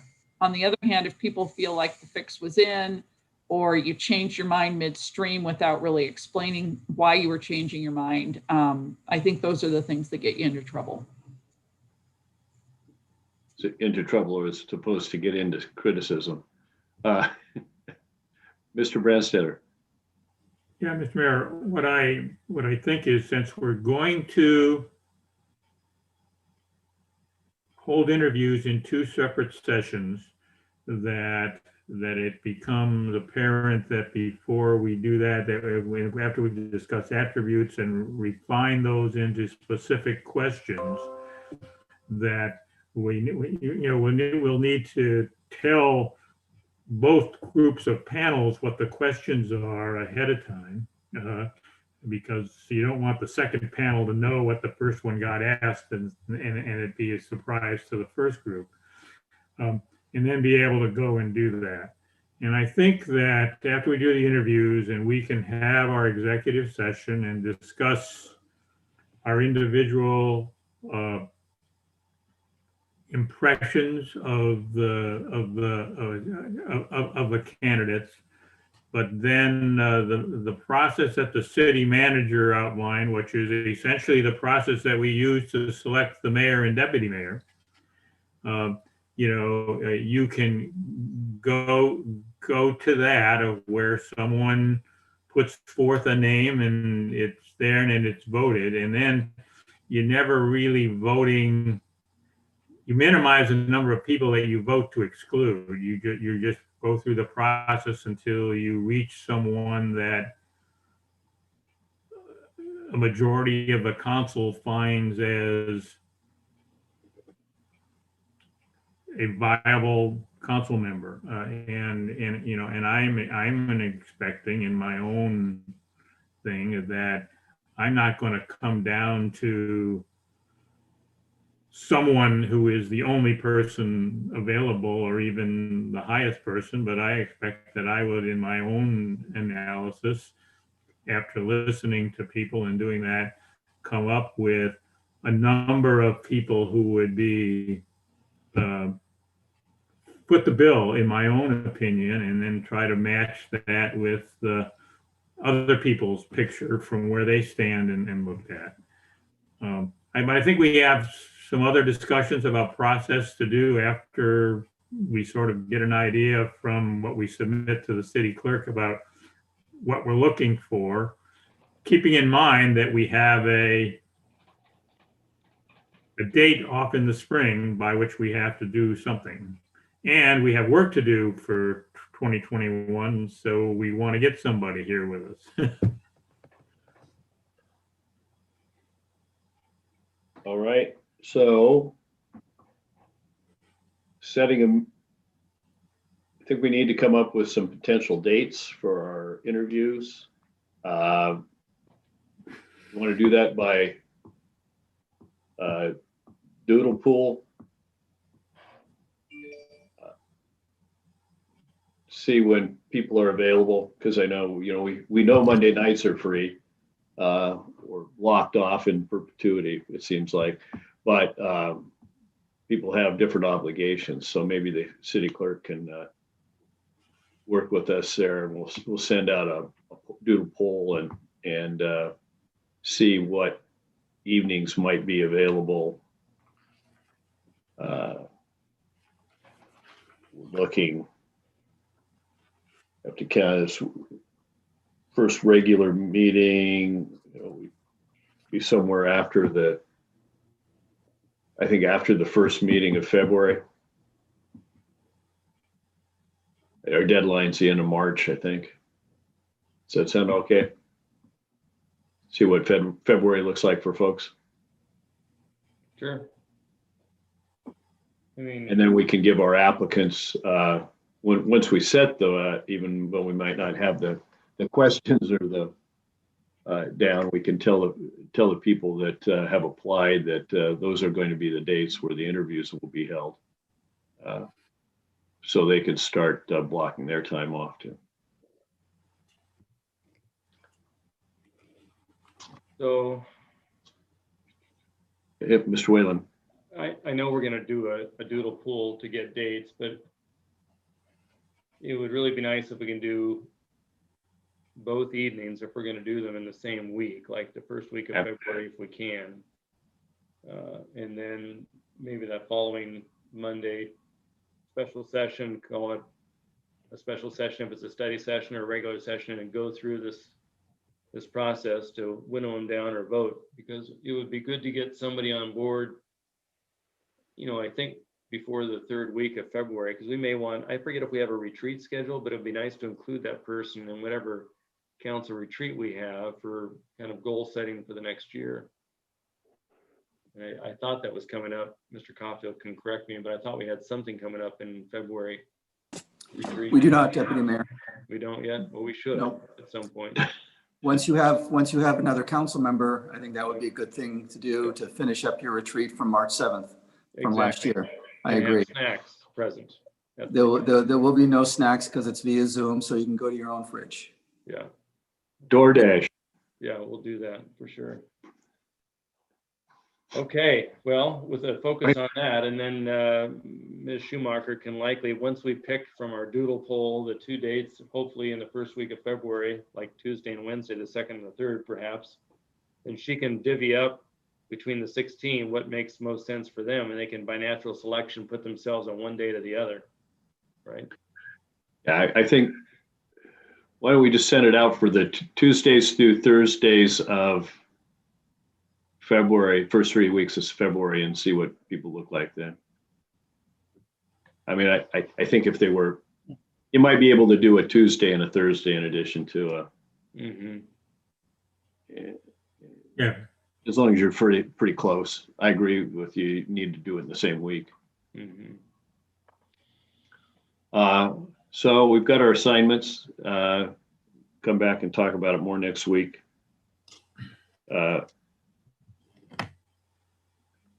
I guess it's back to you, Mr. Caulfield. You have anything further? I do, Mayor. I have a couple other, actually a few more items. Next, I'd like to call on Paul Busich, our Public Works Engineering Director. I'd like him to give you an update on where we're headed regarding mandatory sewer connections for 2021, and the fact that the code does allow us to extend that for another year. And our reasoning for that is just because of the impacts of COVID-19. And we do think it's the right thing to do. So we wanted to give you an update on that to make sure that, number one, you're aware of that, but also to ensure that you're okay with that. With that, Mr. Busich. Evening, Mayor, Deputy Mayor, members of City Council. I think all of you are aware that the city started building sewer projects extension in the Tillicum Woodbrook area around 2011. Since then, through the capital program, we've been able to enable 338 properties to connect to the sewers. About 264 have already made connections. Coming up in the year 2021, we've identified that there are 29 properties all in the Tillicum area that will be required to connect to the sewers by October, November of this year.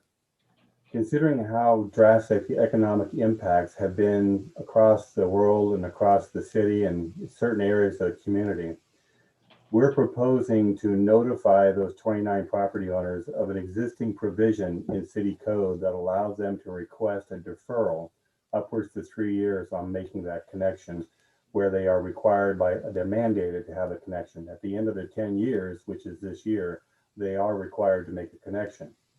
What I'm proposing that we do is we send out a certified letter to the property owners, those 29, along with a standard form that we'll create that identifies for them to fill out their property, their name, and a few other details that are required under the city code, and allow them to send that back to us to ask for the 1-year extension. I would propose to do that for 1 year because I don't know what the rest of 2021 is going to bring. So I don't know whether we are really going to want to allow them to do a 2 or 3 year extension. But I would point out to you or propose to you that as we're getting towards the end of 2021, that we revisit this not only for the 29 that are required to connect this year, moving into 2022, but possibly the next year after that. But we have an additional 39 properties that will be required to connect in 2022. And so we would take a look at those at the end of this year to see if we wanted to follow a similar action. So barring any concerns by the council, I would like to move forward in the next month, issuing those letters to the property owners, advising them of this provision of the city code. And if they do apply to us, they will be granted a 1-year extension. So I'll take any questions.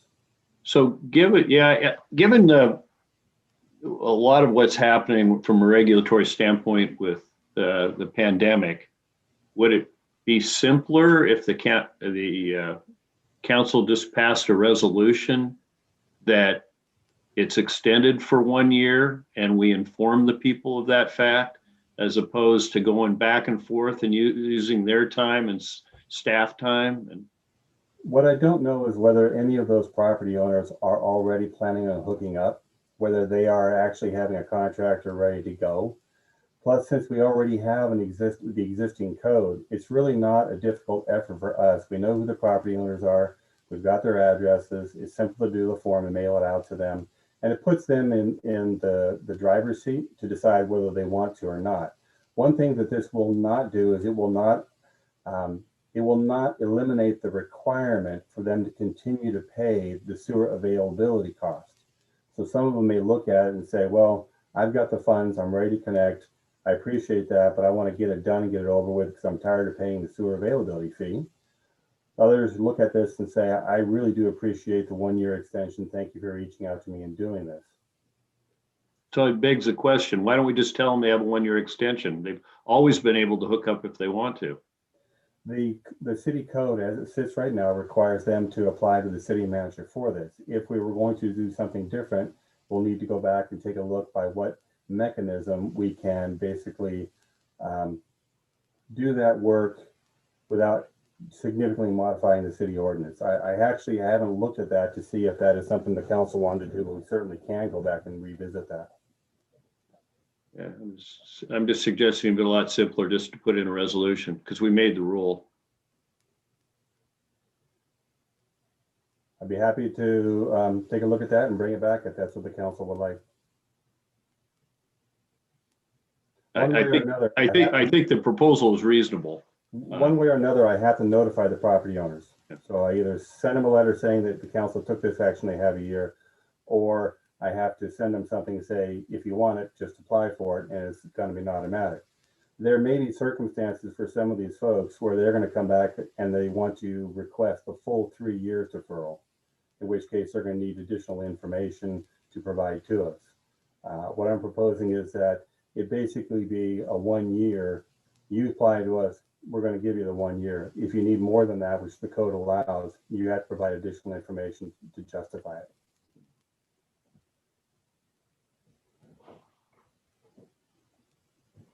Mr. Branstetter. Hey, Mr. Busich, so I'm in agreement with the mayor. Let's just by council action grant a 1 year extension to everyone that might benefit from it to go through to do that. But I was wondering is if we do that in that manner, that then are the property owners able to request an additional 3 years or only an additional 2 years, or that our resolution would make that clear whether the further extensions are available for 2 years, or is there still another 3 year extension available? That can be worked out in the resolution or the ordinance if it has to be an ordinance amendment. I'll need to confer with the city attorney's office on that. I'm sorry, what was the specific question? Yeah, the question was if we are going to make an exception to the ordinance to grant everyone an automatic 1 year extension, or the first year of a 3 year extension, however that is. Can we do that by resolution, or do we do that by amending the ordinance? Well, if you have an ordinance that you are changing the legal requirements on, my recommendation would be that you go back and amend the ordinance. If you are making an exception for one particular person, one particular time, I still think that you are going counter to a legislative act by the council, and so you need to get the council's authorization to do that. I would not recommend making a one-time specific exception to an ordinance. If you're going to make an exception, it needs to be available to anyone who's similarly situated. I think to restate the question, Ms. Wachter, it's basically we have a system now where they can ask for up to 3 years. If we give them 1 year automatic, the question is, do they then have the ability to ask for another 3 or only another 2? Yeah, for that, I need to go back and look at the specific legislative act of the council. And I can certainly provide an answer to that after I've looked more closely at the ordinance. I think we would like the change to reflect that the 1 year is the first of their 3. And if that can be written into whatever we have as a council action, that it would be in favor of that. In other words, if they're up this year because of their proximity or otherwise. Yeah, and if we tell them without applying, we've granted them a 1 year extension, but if they want the extension to be 3 years instead of 1, then they need to apply.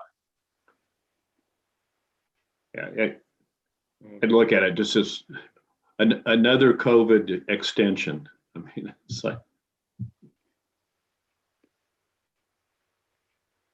as long as there's an emergency order in place, I believe Mr. Caulfield could do it. Your hand's still up, Mr. Branstetter? No. Okay. Anything further? Back to you, Mr. Caulfield. So Mayor, is it the desire of the council for us to bring back a resolution for the council to take action on this? Yeah, just do a blanket and tell the people they get a gift. I mean, it's okay. Proactive.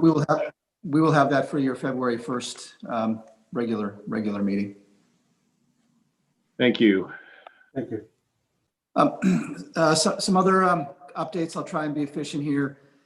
So last week was a very interesting week. We had a windstorm that came roaring through our region on Tuesday night and early Wednesday. On Thursday, we had a fire that also resulted in a significant poisonous plume that resulted in the evacuation of significant businesses and residents over on the east side of the city and into actually Tacoma and unincorporated Pierce County. And then we had an individual who was driving recklessly coming along SR 512 into Lakewood, took out a couple of cars at South Tacoma Way, and then headed northbound and took out the whole traffic signal box and electrical system at 96 and South Tacoma Way, ultimately rolling his vehicle. Thankfully for him, he walked away without any injuries and simply ended up with a reckless driving citation. So all of that was happening. However, we did get through it. I do want to thank and recognize our 3 electrical utilities, Lakeview Light and Power. They didn't have too many issues. They were basically back up and operational on Wednesday morning by around 10 or 11. Likewise, Tacoma Public Utilities took them about a day or so here in Lakewood to get all of their customers connected and up and running. Puget Sound Energy, it was a bit of a stretch for them. I think at one time they had upwards of 400,000 or 500,000 customers within their service area in Western Washington that were out, including 2,200 in Lakewood. But because of the down trees and transformers and such, not just in Lakewood, but further upstream feeding into Lakewood, it took until Saturday for them to restore power. However, all the agencies, particularly PSE and TPU, given the number of outages that they had, the lines of communication were open, and really appreciated how they kept the city briefed and updated on that. Likewise, I want to thank our Public Works and Parks crews for being out there and cutting down trees in the right of way and clearing roadways and things along those lines, and making way for both TPU and PSE crews to be able to come in and get the electrical systems up and running again. Also, with the big fire, I want to recognize, of course, West Pierce Fire and Rescue, which did a fantastic job in addressing that and had calling out their hazmat teams. Also, they partnered with LPD and a unified command center to address that. And again, that plume was pretty significant. Thankfully, there wasn't much wind on Thursday, so the plume pretty much stayed in that general area and then ultimately dissipated. Ultimately, our building official and fire marshal were called in to investigate. I do know there was a bunch of cleanup that occurred this weekend, and I think a couple of the businesses occupancy is available for them to get in there and clean the fire damage and then get up and operational. And there's a couple of other areas where some work needs to be done, and I know their insurance companies are going to be involved in getting them back up. Likewise, the traffic signal. So while that was all going on, one of our major electrical companies who we needed at that intersection, their business was over by the fires. So they were evacuated, and we weren't able to get in contact with them until later on in the day. So it's one of those domino of things. When things go bad, they really go bad. But ultimately, our crew was able to come in and working with Pierce County as well as Amaya Electric, brought in a generator, and then they were able to get some temporary connections to get the light up and going. And again, our crew did a fantastic job there. And right now, the light is fully operational. However, it is going to require new electrical and a new traffic signal cabinet here in the near future. And ultimately, we'll get that done and get that squared away. I know there's been a lot of chatter about tomorrow, the inauguration of our new president, and a lot of security issues and threats and things like that. Beyond what we're hearing may happen down in Olympia at the state capitol, we are not hearing any specific threats in our area. The law enforcement agencies in Pierce County did stand up their unified command center last week and actually into today, and are standing by in the event that something does happen. At this point in time, we don't plan to have our EOC operational tomorrow. But again, if something does happen, we'll be able to respond effectively. But again, we're not anticipating. And just like in Washington, D.C., down in Olympia, where if there was going to be something, that's probably where it would occur. Security is pretty locked down and pretty tight down there. We did hear that there was going to be perhaps a march tomorrow down in Olympia. And then at the end of the day today, we had heard that it was not going to occur. So just wanted to keep the council appraised on that. Our next major transportation infrastructure project is going to be phase 1 of the JBLM North Access project from Nyanza Pacific Highway South all the way to Washington Boulevard and Interlochen. And actually, this is going to be the last leg of Gravely Lake Drive that will be reconstructed and rebuilt and have sidewalks and other amenities. The Public Works Engineering Department expects to put that out to add in about a week, 2 to 3 weeks on February 9th. Bids are scheduled to be opened on March 2nd. And if everything goes according to plan, we will be before this body for contract consideration and potentially award on the Ides of March on Monday, March 15th. Please note, as I think I've reported in the past, this is a very, very large project. It's expected to take up to 18 months, which means if they begin turning dirt in the April or probably the May timeframe, we're looking at 2 summer construction cycles, similar to Veterans Drive and to some extent Onyx. It will have to be a phased project. And right now what we're thinking is that they would begin, whoever the contractor who's awarded the bid, the construction bid, will begin up by Nyanza and Pacific Highway South with the large roundabout there, and then working down to maybe Veterans or Washington Boulevard and putting in the curbs, gutters, and sidewalks. And then in the second cycle, begin down at Veterans Drive with that roundabout, coupled with the double roundabout at Gravely Lake Drive, Washington Boulevard, and Interlochen. Again, it will be a significant project. And so we're looking at a completion date probably in the October 2022 timeframe. The Planning Commission meets later this week, and they're expected to make a recommendation on the Lakewood Station District Sub-Area Plan. And actually that's tomorrow, January 20th. They're meeting tomorrow evening. Also, as part of our comp plan process, Mr. Buer, our Assistant City Manager for Community and Economic Development, has been working on an energy and climate change chapter, and been doing some really incredible research on that, as well as the opportunities that exist here in the city of Lakewood for us to be able to accommodate that. As part of the process and as part of his own due diligence, he has requested peer review with an outside consultant and team to take a look at that to make sure that we've got as many of the T's crossed and the I's dotted as we possibly can. We also believe that the policy document does meet the new standards as identified by the state, specifically the State Department of Ecology. And we're also in conversation with them as well to ensure that, again, we cross all the T's and dot all the I's there. We're still waiting on DSHS to submit a final Western State Hospital facility master plan. We were hoping that they were going to submit it either last week or this week, but they continue to do their due diligence in terms of what they want to do down there. So we're hoping in the next couple of weeks or so we'll receive something.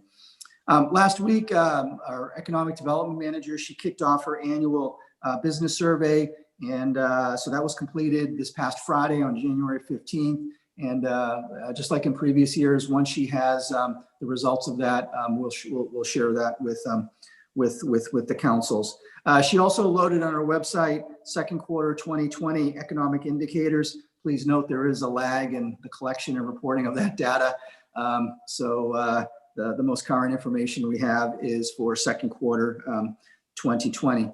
Also, we have an internal team from Development Services, Economic Development, and Legal that is taking a comprehensive look at a number of our contaminated projects here in Lakewood, properties, contaminated projects as identified by both the Tacoma Pierce County Health Department and Department of Ecology, to include a specific focus on those on the town center area, and trying to figure out, okay, what can we do to help facilitate having those properties get cleaned up sooner rather than later. Some of them are underway, some of them are just kind of standing still and hanging out, but we're looking at a way to try and facilitate that. And I'm hoping later this spring that we'll be able to provide an update to the City Council on how the city can be more proactive in working with, actually, again, the regulatory agencies who are ultimately responsible for this, which is the Health Department and, well, actually, the Department of Ecology in some cases, the health department. So more to follow on that. Last weekend, Sound Transit was conducting some train testing along the Point Defiance bypass route. I got a report that no major issues came up or were reported as they went through the testing. COVID-19, so the vaccinations. Our team, particularly our Assistant Police Chief, John Unford, has been working with Pierce County DEM as well as Tacoma Pierce County Health Department. And looks like they are beginning to move a little bit more quickly on identifying ways and events to get the vaccination out there. Right now, they're in phase 1A. However, they are moving toward phase 1B1, which is essentially providing vaccinations to all adults who are over the age of 65, though I've also seen it adults over 70, as well as people over 50 who live in multi-generational homes. So it's probably a combination thereof of all of that. In Lakewood, again, we are putting together a list of locations because they want to do drive-through vaccinations. And so we have identified a number, and we are reaching out to private property owners as well as our two community colleges, both Clover Tech and Pierce College, given the large open spaces and the parking lots that they have. One of the things that we have learned is that, maybe not for everybody, but I think it's prudent for everybody to practice, is that once they get the vaccination, people who are driving their vehicles, they really need to, set aside for about 10 or 15 minutes. So as we have vehicles queuing up, coming through, getting their vaccinations, we then need to have another area for vehicles to queue up before people can be released to make sure that they're okay to drive after they've received the vaccination. Again, we are moving forward on that. And I think what you're going to see, I know there's a lot of hubbub out there about, the vaccines are not being distributed, more effective, more efficiently. And, maybe there's some truth to that, but really this is a logistics issue. And I'm confident that, once all the stakeholders get systems up in place, that this will go a whole lot quicker than I think we're probably thinking right now. So the good news is things are moving forward there. On the state legislative front, I know once a month we kind of wait around for the governor to extend his proclamation to allow legislative bodies such as yourself to meet virtually. So last week, in the first week of the session, the state legislature actually passed a resolution allowing for that to happen so long as that this emergency is in effect. So we no longer have to wait once a month for the governor and for the Four Corners to decide that. The state legislature passed a binding resolution authorizing that. I know it's only the first week and a lot more to come down there in Olympia. And, the first cutoff, I think, is February 15th. But from Lakewood's perspective, the tax increment financing bill, which the city actually had some significant part in helping draft, is moving forward. So we're very, very pleased with that. Likewise, our capital budget requests, we're in the process of finalizing the forms that we need. And actually this year, they streamlined the process. So rather than having to fill out a House form and a Senate form, it's one. So just one for the House and the Senate. And so we're in the process of finalizing those for both American Lake Park and Wards Lake Park. We are also in the process of trying to facilitate a meeting between LASA, their executive director and the chair of their board, and representatives from the 29th Legislative District, to include Representative Morgan, since she was not part of the joint meeting that we had last November. And hopefully we can get folks from the 29th to sign on to that. Ultimately, it'll be LASA's responsibility to provide the information to submit that form. However, the city, we have offered our time and our resources since we're helping facilitate and move it along to do that. So hopefully that meeting with LASA and our 29th reps will occur here in the near future.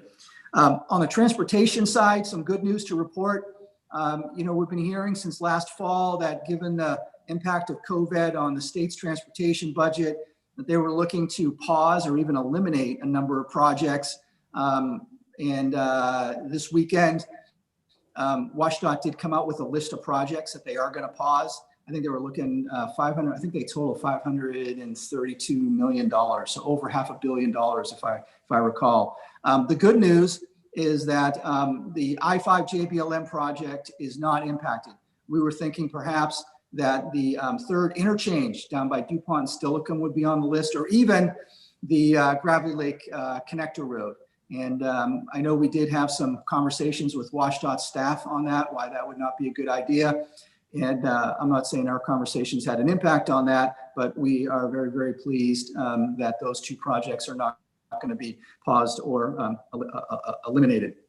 However, what that does do, given the transportation, the funding woes that the state is experiencing, and they are real, our chances of getting funding for our multimodal study is probably limited this session. We will still pursue it. However, that will probably continue to be a legacy request into next session or even the session thereafter. We also learned late this afternoon that the House Transportation Chair, Jake Fye, did release a transportation revenue package. Actually, it occurred at noon today. And here's a brief rundown. It's the proposals for 16 years and raises $26 billion. However, it's not bonded, it's pay as you go, which means only a simple majority of the state legislature is required to approve the bill, 51%. Key revenue sources include an increase in the gas tax that will ultimately be indexed to inflation, a carbon fee, a 1% rental car sales tax increase, and then some various weight and user fee increases. Some of the key attributes of the investments include $4.6 billion for just general WashDOT maintenance and operations, about $3.5 billion in support of culvert projects, and then $6.7 billion in support of state and local projects. But again, none of those have been identified. And then $8 billion for carbon reduction initiatives, including transit, bike ped, and complete street grants, which are actually quite significant that ultimately the city of Lakewood would be able to proactively apply for. So there is some good news in this proposal from an investment standpoint that could benefit Lakewood as we look out the next 2, 3, 4, 5, 15, 20, 16 years. So again, that was just released today at noon, and I know that will have a number of hearings and things along those lines. On the federal front, I'm sure you're all aware that Congress is looking at a $1.9 trillion COVID-19 relief / economic stimulus package. Not quite sure what will become of it, but it is real. It seems to be moving. Members of Congress are talking about it. One of the differences in this package that has not been included in the past is that this package includes $350 billion specifically for states, local, and tribal governments, $350 billion. And that money is set aside to help with the delivery of the vaccinations, also helping cities and state governments with their general funds, as well as continued support that a community might have. For example, what we've already done in support of our many social and human services agencies or businesses or things like that. I'm sure there'll be more to come in terms of what the specific details are. But again, right now, Congress is looking at a $1.9 trillion package. The way we're tracking it and providing feedback is somewhat to our legislators, but they're really on board. So we're working with National League of Cities as well as the International City County Management Associations, and just stressing the importance of the need for funding to again help out specifically our local communities. Lastly, I want to recognize some of our team. For those, I think everybody has probably seen our Dr. King video that was launched on Thursday. I would agree with Councilmember Moss. That was a very moving video and commemoration to Dr. King and you know what he stands for. and also, here in Lakewood. And I really want to, thank everybody who was involved in that. That was just an outstanding collaborative project from everybody who was involved and participated. But behind the scenes, I want to recognize Sally Martinez, who really spearheaded that and provided the outline and the vision for that to come together, working collaboratively with our MLK committee, as well as Mary Dodsworth, Cameron Fairfield, Nikki York, and Shannon Kelly Fong, who, from a technical standpoint, brought it all together and made that happen. And made me proud to be from Lakewood. So with that, that's my report. And certainly if there's any questions, I will try and respond. Thank you. Questions for the city manager? I have one minor road project question. The current and pretty heavily used detour on Veterans Drive from Washington goes down Edgewood, North Lake, and Nottingham. Those roads aren't built for that traffic and they seem to be falling apart. Do we have any plans to patch those up? Yes, Mayor, we are keeping an eye on that. Actually, Mr. Busich and I were talking about that as part of our 2021 pavement patching program. If there are some areas that are being impacted by not just this construction project, but other construction projects as well. So. Yeah, it's part of that's like a 60-year-old county grade rural crown road, and just not the trucks aren't doing it any favors. I know. All right, council comments, Ms. Farmer. Oh, question. I have a couple of questions for the city manager. Revisiting our streetlights, the Oak Brook streetlights. I'm curious if the 13 poles have been removed or if there's a timeline for that. I got a constituent question just today.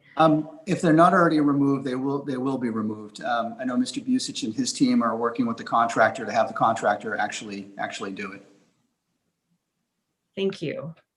And I was curious if it's appropriate, being new here, I don't actually know the answer to this question, but we have a new Congresswoman in the 10th, and we have a new Pierce County Council member for District 6. And I was curious what that might look like for us to have a meet and greet, a conversation of what that might look like. Well, I know Mayor Anderson and I, County Council Member Hitchin did, her staff did reach out to us. I offered, to meet with her, whenever she was available. And so the mayor and I are going to be meeting with her. I believe it's this Thursday or next. I think it's this Thursday.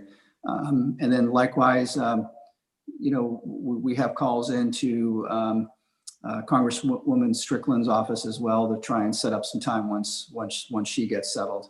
Certainly, if this body wants to invite either or both of them to a future council meeting, I will, leave that to you. Thank you. I would note, I think Congresswoman Strickland is still staffing up.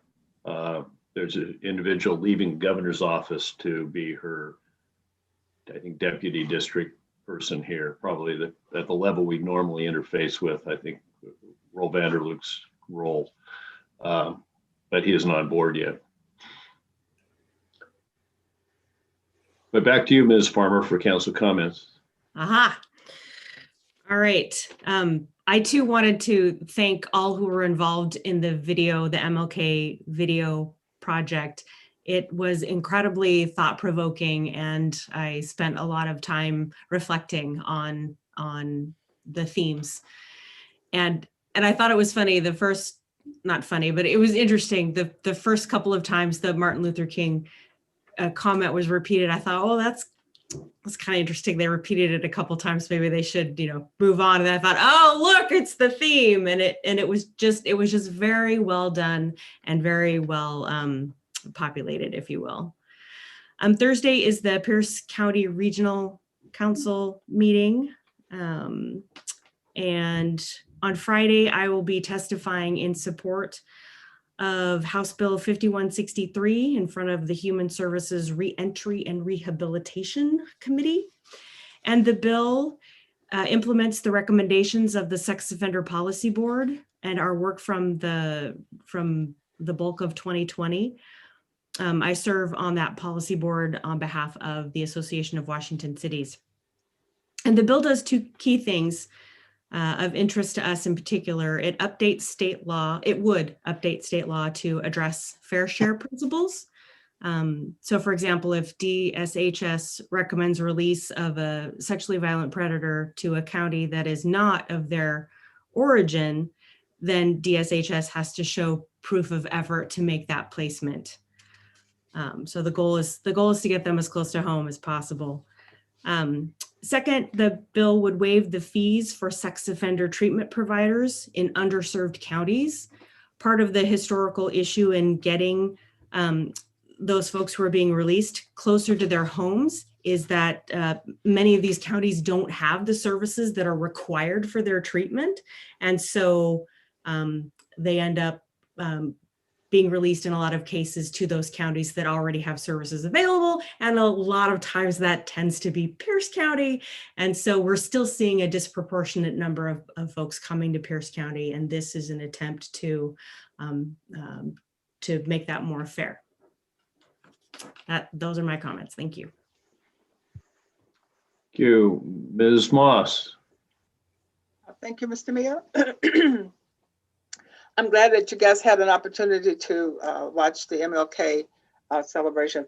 I've gotten a lot of calls and messages complimenting the city of Lakewood for what a wonderful job was done on that. So I just wanted to pass that along.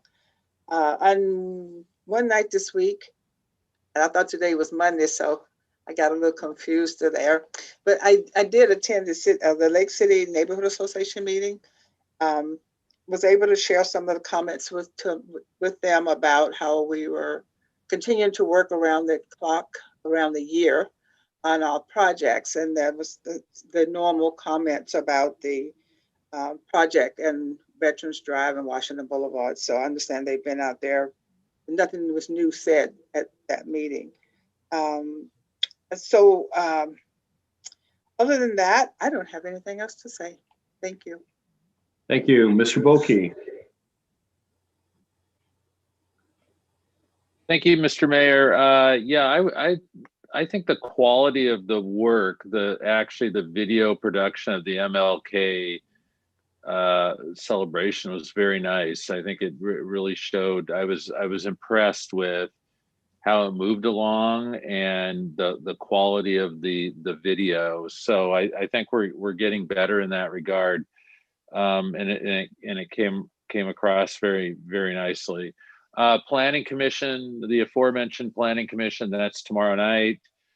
And I'm glad to hear that we're working with the emergency management on their location. So the county council today passed an emergency ordinance for $4 million that would create several permanent sites.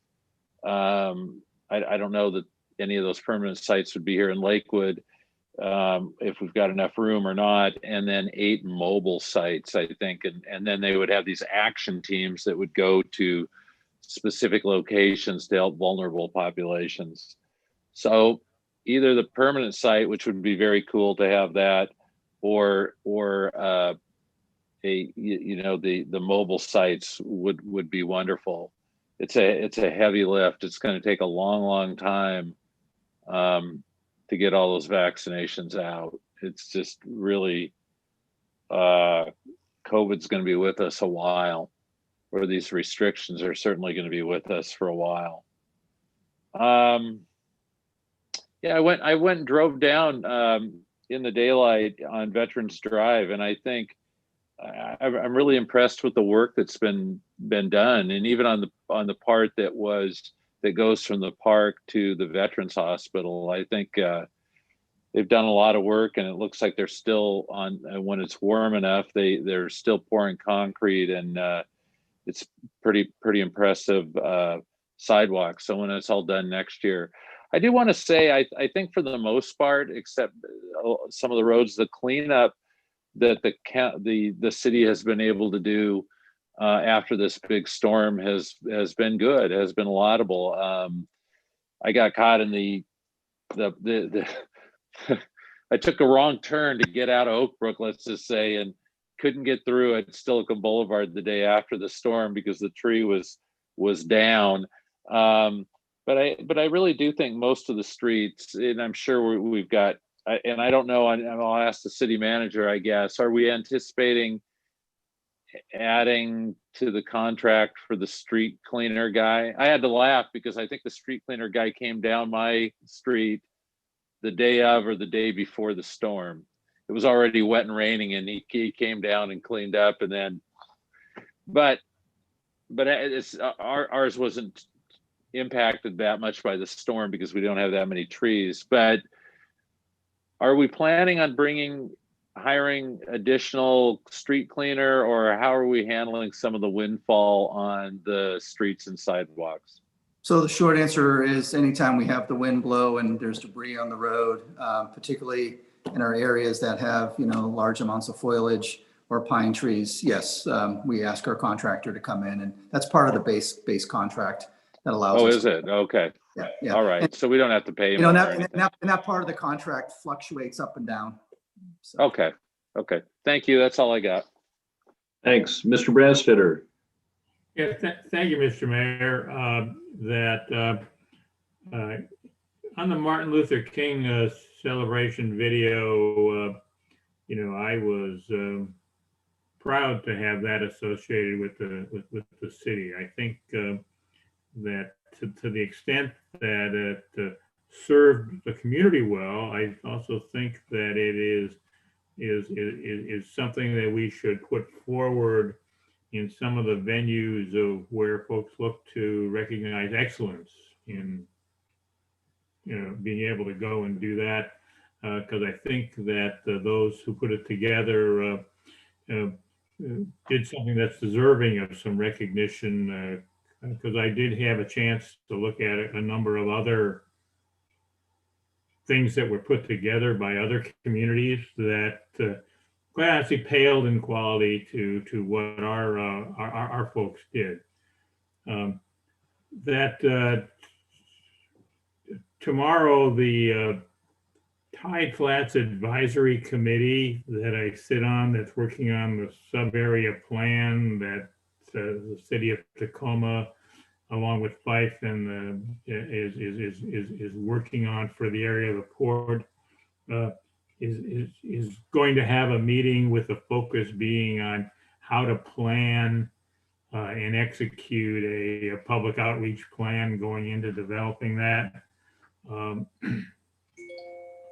Bill Adamson and I sit on that advisory committee, and we're primarily focused on things to make sure that the plan recognizes the symbiotic relationship between the port and JBLM, and that the sub-area plan maintains the flexibility for the JBLM to remain mission ready and capable.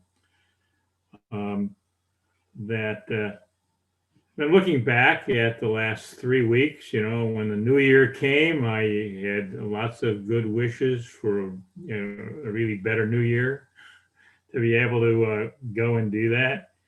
For whatever reason, this past 3 weeks haven't met that expectation.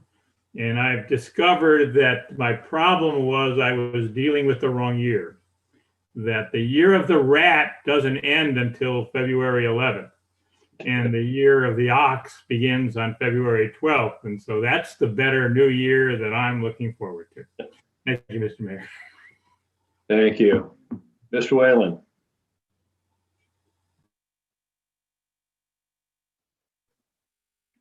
I echo the comments on the Martin Luther King video. I think that folks did a great job of that, and the more we can push it out, I know we're doing a good job already on our Facebook page and our city website, but kudos to the staff who put that together and the community volunteers. Lots of stuff going on, as we all know, down in the legislature. I just want to point out a couple of things. There's much talk about the need for housing, affordable housing and the like.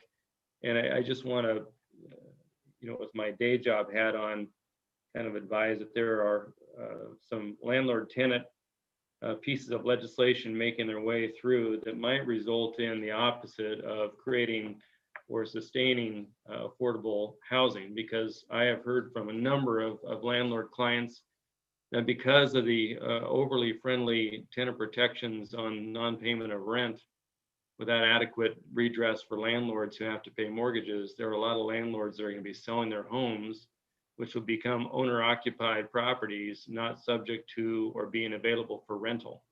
And, cities should be concerned about that as much as tenants and landlords. And so there are opportunities for folks to comment on legislation, but there's a bill pending right now on some of that. And I see this daily in my day job, and it's just, it's challenging for both sides for sure. So anyway, a word to the wise on watching what happens with housing down the road as a result of much of this. Other than that, I will be at the PCRC meeting on Thursday, and Councilmember Farmer and I will represent the city well. That's it. Thank you. We'll segue that into the fact that on the 14th, with my Lakewood hat on at Pierce Transit, I am on the Puget Sound Regional Council Transportation Policy Board. So many words, so little substance. I will not get that morning back, but you have to go and watch out. You never know what they're going to do to you if you don't watch. Not much happened there. I would note that with respect to the Martin Luther King production, the videographer was particularly fastidious about her work, and she wanted it to be perfect, and she worked very hard at it, at least in my limited exposure to her. So I was impressed with her professional abilities. So I'm glad to see it was reflected in the final product. The power outage was interesting. I live in an area of trees in a gated community and with underground power, and most everybody's power went out, but mine didn't. My next door neighbor was freezing. I have a small generator and some propane heaters that are good indoors, and I'm prepared. And he didn't have those, which was, I think, interesting. We couldn't figure out why the line there. I guess there are two ways the power comes in, same power company.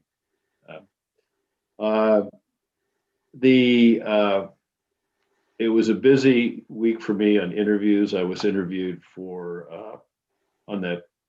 a positive News Tribune story regarding the economic news with folks coming, jobs coming, buildings coming to Lakewood. It's also, on a more negative note, interviewed regarding the Point Defiance bypass by King 5. I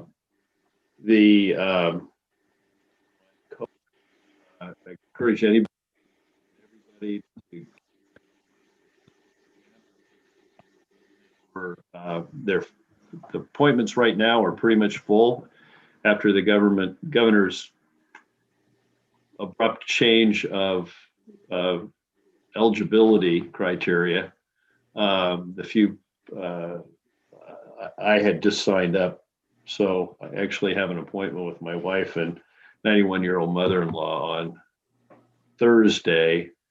Wear your masks after you are vaccinated, because if people start, the first dose gives you 50% effectiveness after about 10 days. The second dose, likewise, after 8-10 days, gets you up to the 95%. But so there is some value in still wearing the mask to yourself. But if you take it off, you're just encouraging people who haven't been vaccinated to take theirs off. So I think you still need to set a good example, even if you're vaccinated, provided that there's a supply of vaccine. more to come on this, but there should be a mass vaccination operated by the county and county health department in Lakewood before the end of the month. But you need the supplies. The governor came on with a hour-long press conference this weekend. He hadn't consulted the major counties or the major county health departments. He didn't indicate in that there were any resources being made available or what they were to those counties. Basically, he said some Benton and some other places that had trouble, they were going to do something. He had Microsoft, Starbucks, and Costco on. If you listen to it, none of them committed to anything except for Microsoft, which said it may make some of its real estate available for vaccination sites. So there was really no additional commitment except the major news that came out of that was 1B is now 65 and over and created a rush for the health department website, which crashed. So I am confident that Pierce County and the Pierce County Health Department working together will deliver the logistical mechanism to get vaccines in people's arms in a relatively swift manner, and that will be operational before the end of the month. Question is what the supply is going to be and how it gets here. So more to come. I think that's kind of the number one issue for everybody right now. That is all I had. We have an executive session. Mr. Caulfield? Can I just give 2 quick updates, actually a response and an update? So, Yes. So to Councilmember Farmer's question, so the polls, Mr. Busich just sent me a quick note. So the polls have been removed from that neighborhood. And then secondly, toward the latter part of the year, we began getting calls from folks wanting rental assistance. And, these were from folks that had previously received rental assistance from the city of Fort. Of course, we're out of the CARES Act monies. However, we have been keeping track of those individuals. And the reason being is because next Monday, we're going to give you an update of where we are with the CDBG COVID monies, the second distribution that have been provided to the city. And right now we're thinking probably our recommendation is going to be to make those monies available for rental assistance and utility assistance to those in need in our community. So, but before we can do that, we have to get, because we're working with Tacoma to get our respective CDBG plans updated to be able to do that and meet the federal requirements. But I just wanted to give you kind of a warning order on that in terms of what's coming on February 1st from Jeff Gum and Dave Buer. Thank you. I'd suggest, they probably already have, but I suggest they coordinate with Pierce County Human Services. There's a maybe even bigger than last time chunk of federal money that's coming in that's going to be restricted to rental assistance. Yes. Tacoma is applying for theirs, and Pierce County will get theirs. And so there'll be inside and outside of Tacoma money for Pierce County. It's going to be a very substantial amount. Yeah, so it's over $20 million. Yeah, the total's 26, but Tacoma wanted to go it alone, and they took a little over 5, so it's over $20 million. That's the estimate anyway, and it'll be available February or by the end of February, I believe. Okay. So we're ready to go to executive session, Mr. Caulfield? Yes, we are. And Ms. Dan? Wagner, I think it's 20 minutes. Yeah. That's correct. Yes. Okay. Yep. So we will recess into executive session for approximately 20 minutes pursuant to RCW 423110(1) to discuss with legal counsel representing the city litigation or potential litigation to which the city, the governing body, or a member acting in an official capacity is or is likely to become a party when public knowledge regarding the discussion is likely to result in an adverse legal or financial consequence to the city. The council is not expected to take any action following the executive session except to come back and adjourn the regular meeting. So we are in recess.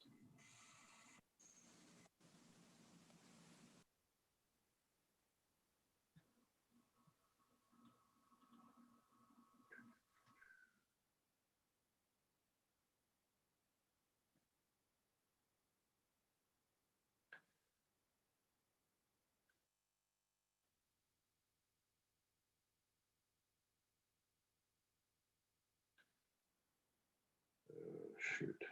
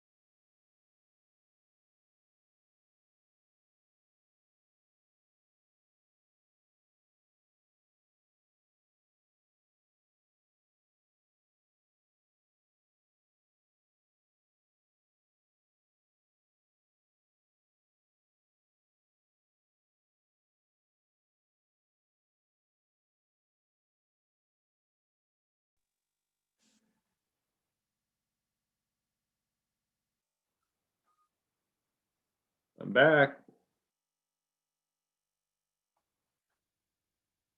We're adjourned. Welcome back. Thank you. Sorry, I couldn't get it off mute. All right, thanks. Have a good